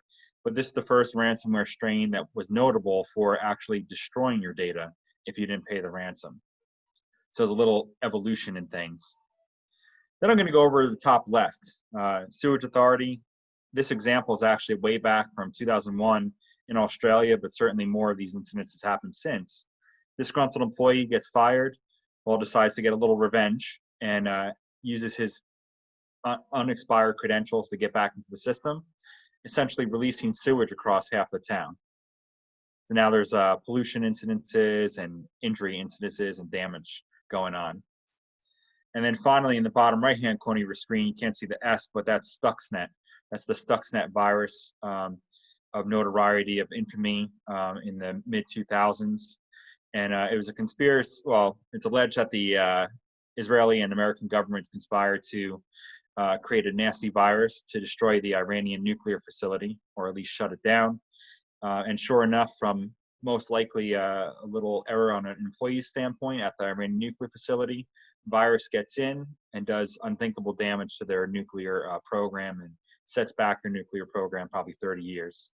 So pretty impressive. But what I'm trying to highlight here is you have your ransomware incidences, typical computer data issues. Then you have your sewage thing. All of a sudden, we're in the real world, physical damage, Stuxnet, more physical damage, geopolitical issues, and so on. And I posed the question, what is cyber really? And this is important for municipalities, counties, any governments, because we're in so many different operations. We're in utilities, we're in housing, we're in all different services, we're doing construction, whatever it may be, you have cyber exposures wherever you are. I want to take a step back into the true cyber insurance as we know it, the cyber issues, that's your computer, network issues, and so on. I just want to give a refresher of what's involved in there, what's covered in the cyber insurance program, but what's not covered related to those incidents I talked about before. Your typical cyber insurance party has basically 3 buckets. Your first party damages, just like your property insurance, if you burn down your house, your building by accident, it's going to pay you for your damages. Your third party bucket, if someone comes and sues you for failure to do this or that or injuring them, that's going to protect you in those circumstances for defense and indemnity costs. And then your incident response bucket. So in your first party bucket, as well as incident response, this is what we see most occur in the cyber world, especially for municipalities. You have a ransomware incident, you need to pay the ransom potentially, you need restoration costs, you need a legal team, a forensics team. You find out that maybe individuals' data was compromised or at least seen in your system. So now you need to notify all the affected individuals. You need to set up credit monitoring facilities and so on. So this first party / the incident response buckets is what's going to help you out in those types of incidences. And the third party, which you actually don't see a lot, although these incidents usually make the news much quicker, are when you really breach someone's data or information or fail to protect it, releasing social security numbers, releasing health data, and there's major lawsuits against you. So this is your third party bucket, which is going to help you with defense and any indemnification expenses owed to those third parties. So that's, again, your general cyber insurance policy, the types of things that it's designed to cover. But what is not covered in those policies? So the term cyber, it kind of drives me nuts that the insurance industry chose that for the cyber policy, because what it's really protected against, like we just talked about, are privacy events and network security events. But cyber, like we talked about in those examples earlier, is really something in every single one of your insurance coverages or every single one of your operations. You have an exposure in your property policy, you have an exposure in your general liability policy, your workers' comp has a cyber exposure, and so on. So for instance, what if your hardware is damaged caused by bricking, or basically an incident, a technological incident from a hacker, say, that damages the hardware so bad it just cannot be recovered, it cannot be fixed. So now you're dealing with physical damage. Well, there's some cyber policies that are adding some of that coverage in there, but that's really, again, a physical damage, a property policy incident. So now you got to look to the property policy for that, and that's a largely uninsured exposure out there. How about if you have resulting bodily injury to a third party or maybe one of your employees? I give the example of a car or a crane. A lot of things have some type of computer or network component to it where it's controlling that piece of equipment or that vehicle. So what if that goes wrong? Maybe there's an error in the code. Or what if someone does hack in and something happens causing resulting bodily injury? All of a sudden now you have a general liability policy coverage issue, or you have a workers' compensation coverage issue. Same thing goes for property damage. Same type of incident, same example. All of a sudden you have property damage to someone's third-party property. Their building gets crashed into by the vehicle that was manipulated. All those Tesla cars that are out there now, and so on. Or how about the pollution incident? We just talked about the sewage incident back in 2001 in Australia.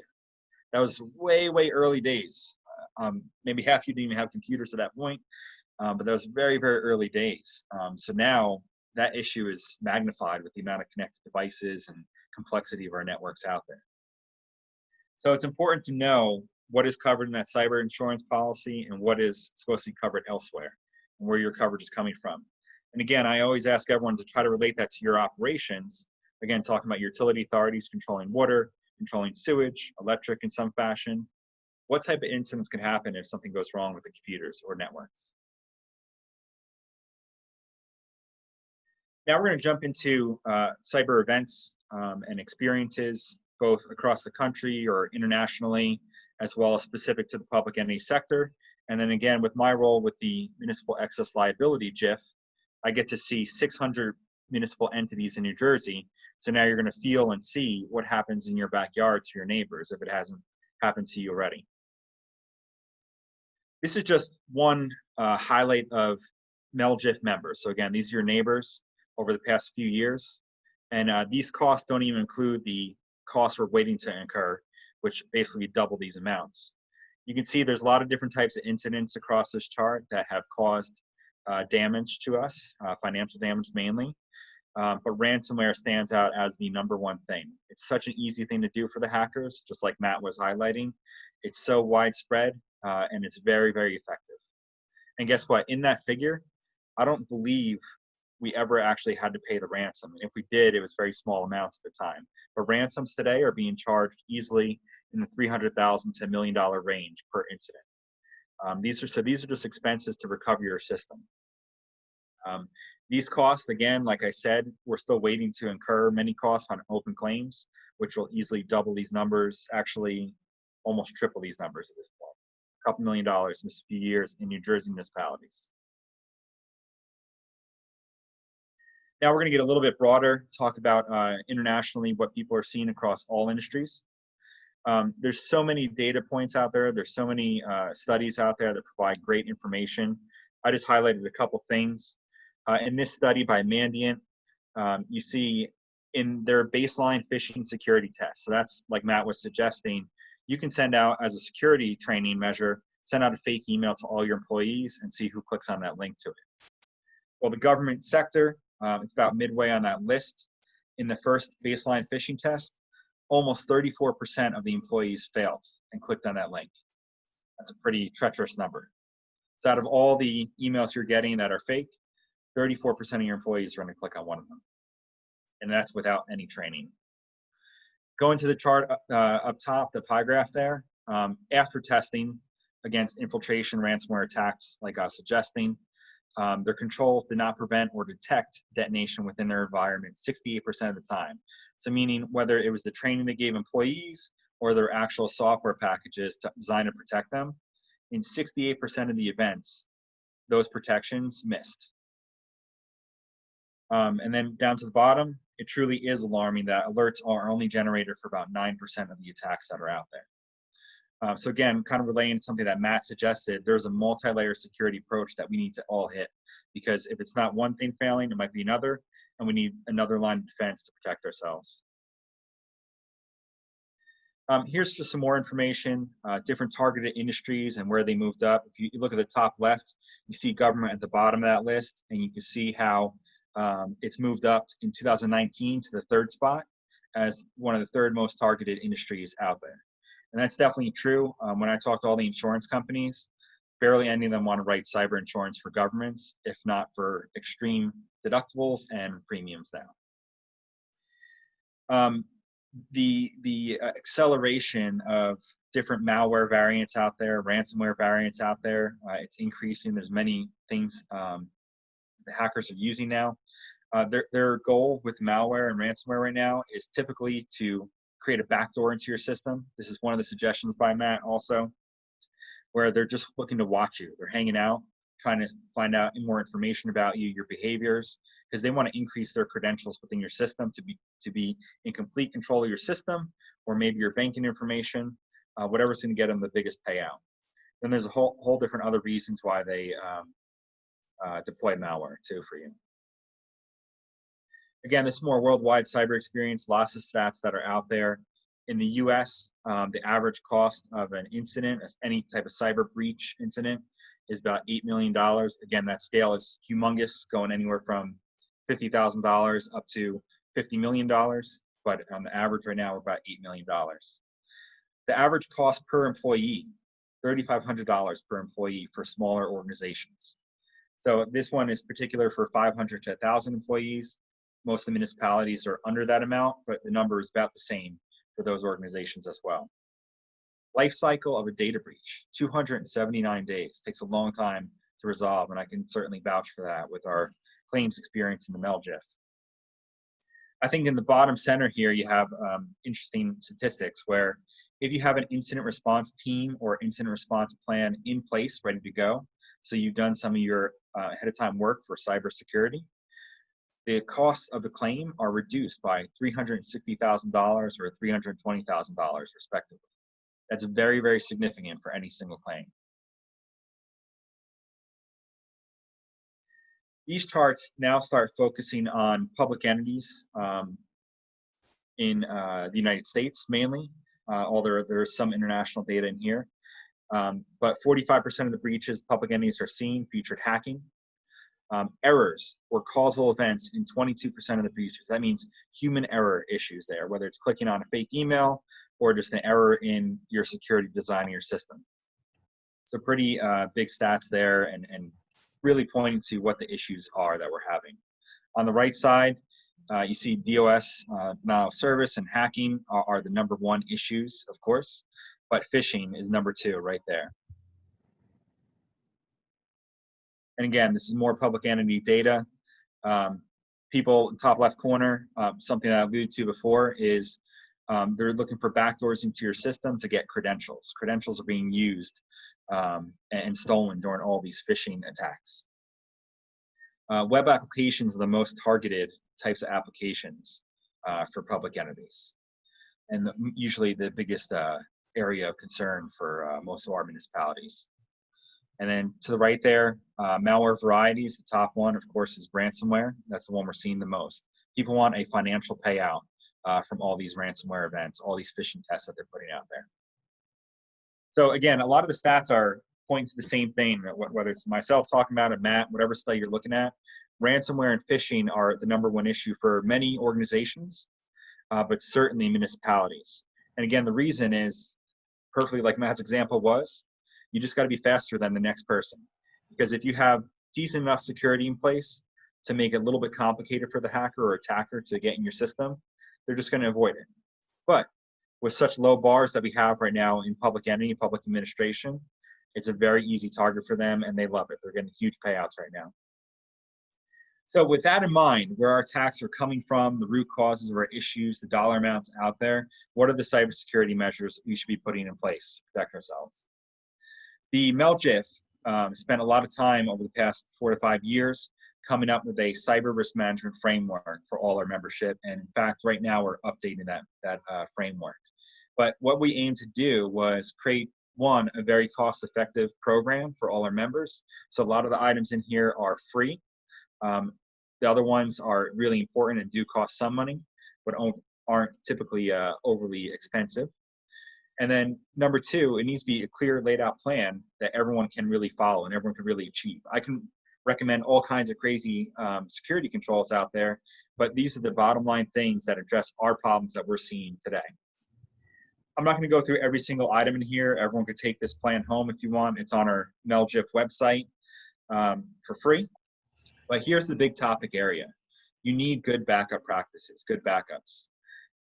If you have a ransomware incident and someone gets into your system, your golden ticket out of those incidences is going to be a backup. Reason being that you have a system encrypted, hacker wants $500,000 to unencrypt your system. You can say to the hacker to go take a hike, wipe your whole system, and essentially load the backups if it's done correctly. Patching practices. Just like we talked about for Baltimore and Atlanta, a Windows update that was 2 years old and never done caused $18 million and $26 million of loss for each of them respectively. So have good patching practices. Make sure you're aware of those updates that are out there. Defensive software, half it's free. Make sure it's running and available. Make sure it's all on all open ports. But then certainly buy extra security packages where you can to make sure you're as well protected as possible. Cyber hygiene training, your last line of defense. You need to train your employees regularly. We're going to be recommending almost on a quarterly basis, but at least an hour per year. They need to be trained in multiple areas of all these types of attacks that we're seeing today. I always give the example of cybersecurity is like a house. Your house is your business, your organization. We have doors. We put locks in the doors, which are great. We put security systems on the doors and windows. Fantastic. We could put armed guards outside. But guess what? If someone walks up to your door and gives you some kind of excuse and makes you feel good and asks to come in, and you let them right in past all the security. That's what's happening with most of our phishing incidents out there. Cyber management. These are the policies and procedures to have in place. You need to have documented, well planned out incident response plan, technology practices policies, how we're going to manage technology in the future.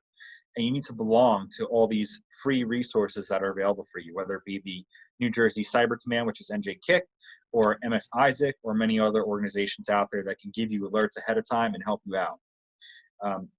These need to be in place. They need to be tested and updated regularly, and everyone needs to know what to do. For probably about the first 3 years of our cyber risk management program, I was on countless calls with municipalities that had cyber incidences. No one knew what to do. A lot of bad decisions were made in many cases, and it's all because they didn't follow or have an incident response plan or practices policies. So those are crucially important in those first couple hours or days of a cyber incident. We also have in here a technical competency category here. Make sure your servers are well protected from physical and personal hazards. Access privilege controls. If someone doesn't need access to the finance system, don't give them access to the finance system. Simple as that.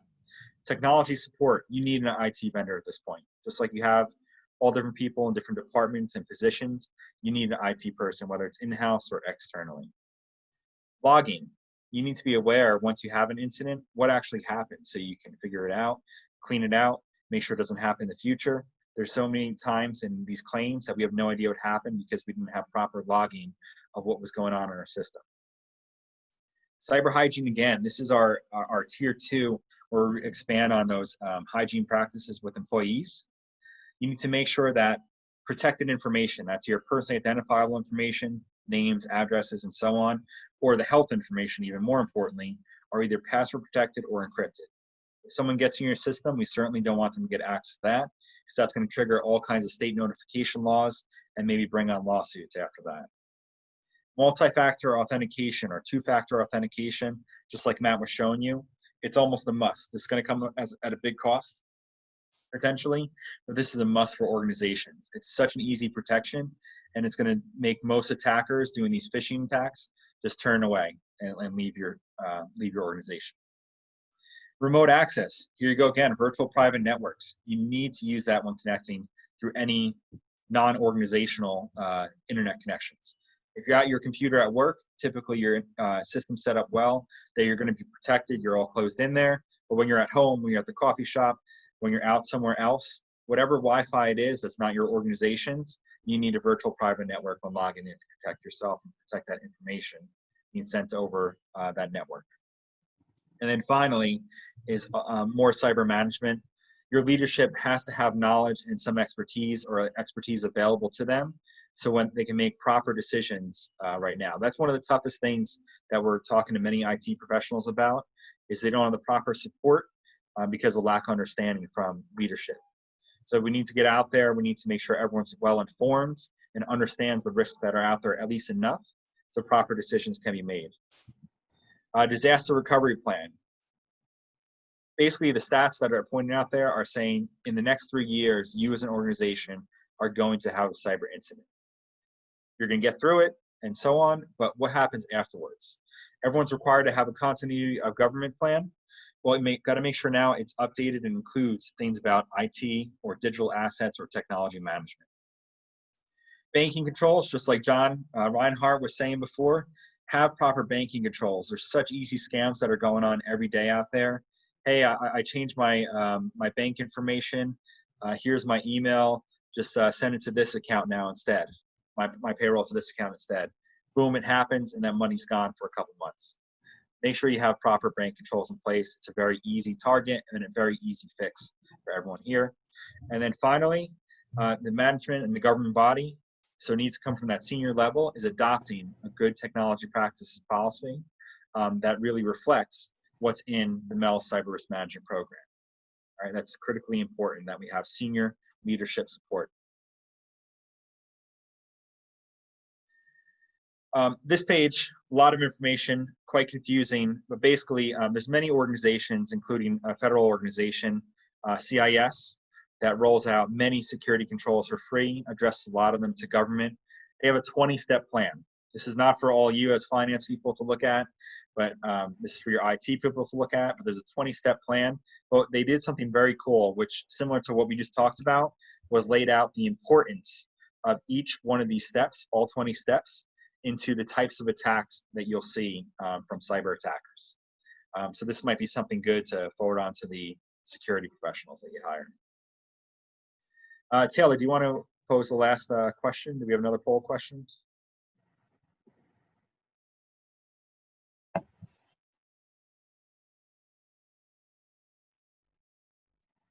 Yep, so does your organization use a VPN or multi-factor authentication right now? Those are good results. I'm impressed. You know, we should have thought of one more question is are they aware of what to do if they feel they've been compromised? That'll be the bonus round for 10,000 points. They don't mean anything. So for ours, we had a meeting of all the department heads and the police brass and where it's posted. And so in the event something happens, they all know to go to one place. There's the instructions and all of our numbers for contacts. It just makes it easier so we're not fumbling for paper. Yeah. Carino, that better not be you in that 7%. Yes, Hope not. All right. Wow. 93% said yes, they have at least one of those in place. That's fantastic. All right. The last part of my presentation just really supports everything I already talked about. And it's just, again, more takeaways for all of you, additional information to take away, take home, and start acting on. This is the number one. It's available on the Mel website. It's free. Just print out this page, take a screenshot now, give it to every single employee, explain it to them. But again, this is how to break down an email to see if it's fake or not. A lot of things you got to look through, but it's pretty easy after you get the hang of it. Your email address. Do you actually recognize the domain address on there? If not, delete the email or at least send it to your IT. How about the people that are copied on it? A lot of times hackers will copy all kinds of people on it.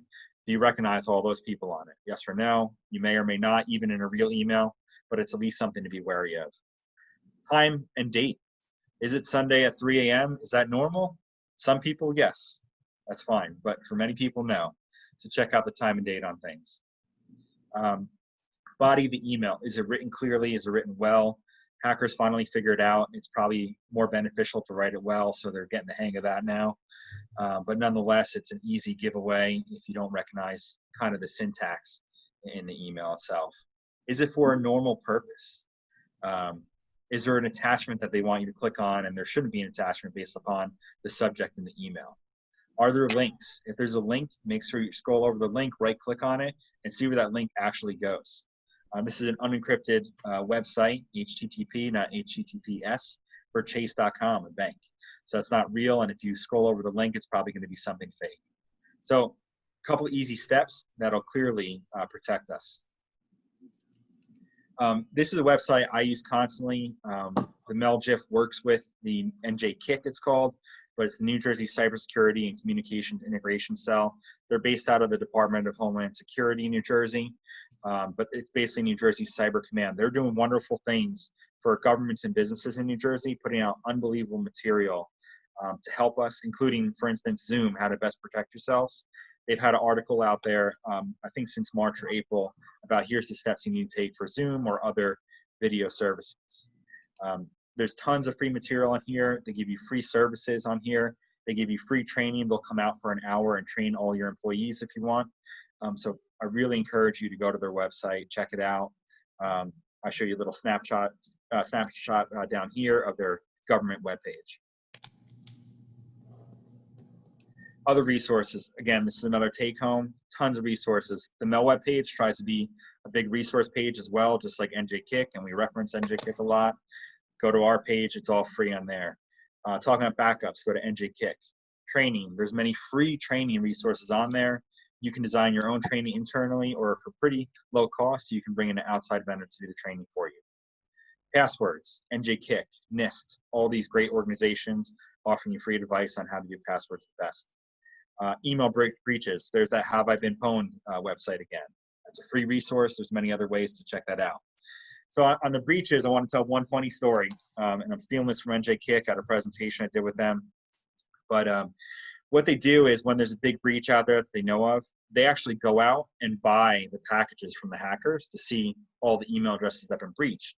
They search it all and see if there's anything New Jersey related to make sure they can warn the municipalities, businesses, whatever it might be.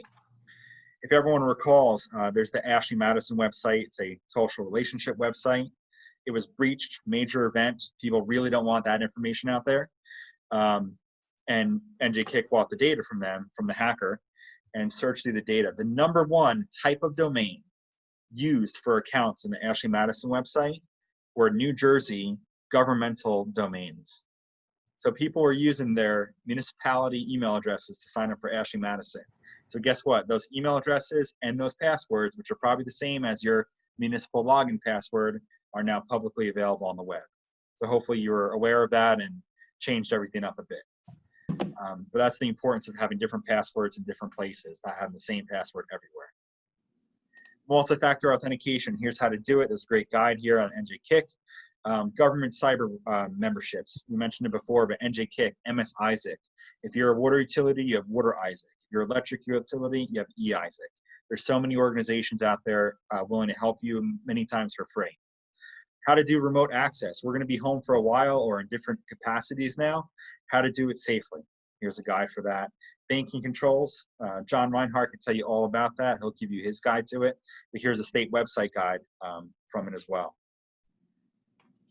So that's on my presentation. Again, I hopefully I explained the issues we're seeing here in New Jersey with your neighbors and how to best prepare for all these cyber events and what's coming in the future. And that's what Ed looks like underneath that COVID beard. I trimmed this. It's pretty good now. I don't see any questions. Anybody hands up? Other questions?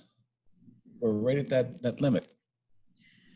Nope, there is one more that popped up there, John. Oh, Queen Ed, never mind.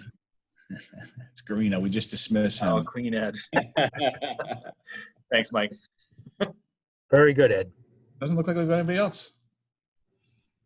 All right. I think everybody have a great weekend. Bud or John, did you have any closing? Yeah, I'm just going to wrap things up here. I just want to thank everybody for joining us again today. I want to thank our speakers, Bill Homa, John Reinhardt. Excellent job on that first half of the presentation there. Thank you. Learned a lot about what not to do there, Bill, so we do appreciate that. And it's much easier. It's much easier having you on board as a panelist than being out there in the crowd. So thanks for coming on today. And the two guys, Matt Mendel from Cybersecurity and Ed Cooney from Connor Strong and Buckaloo, great presentations. Our IT department here at Nisivoccia would be extremely proud of the presentations that you put on, because this is what they beat into us all the time. So again, very nicely done and a lot of information there. I think all of the attendees now are ready to start writing code and getting into more deeper cybersecurity type issues and more technically savvy. So again, I just want to thank everybody for joining us today and remind you that we're going to be off for a little while, but we are going to resume back in the fall. So please, in your comments to the surveys that are going to go around, let us know what you want to hear about. Let us know what topics are of interest to you and how we can. And of course, if there's anything you ever need from us, please give us a call. There is one more question there. Oh, no. Fabiana, she just says great round table as always. Thank you very much. And again, thanks again, everybody. Enjoy this day because it's supposed to rain like hell tomorrow. So have a good one. Have a great day. Take care, everybody. Okay, guys, thanks so much. Thank you. John, thank you, John. Anytime, Bill. Thanks a lot. Appreciate your help.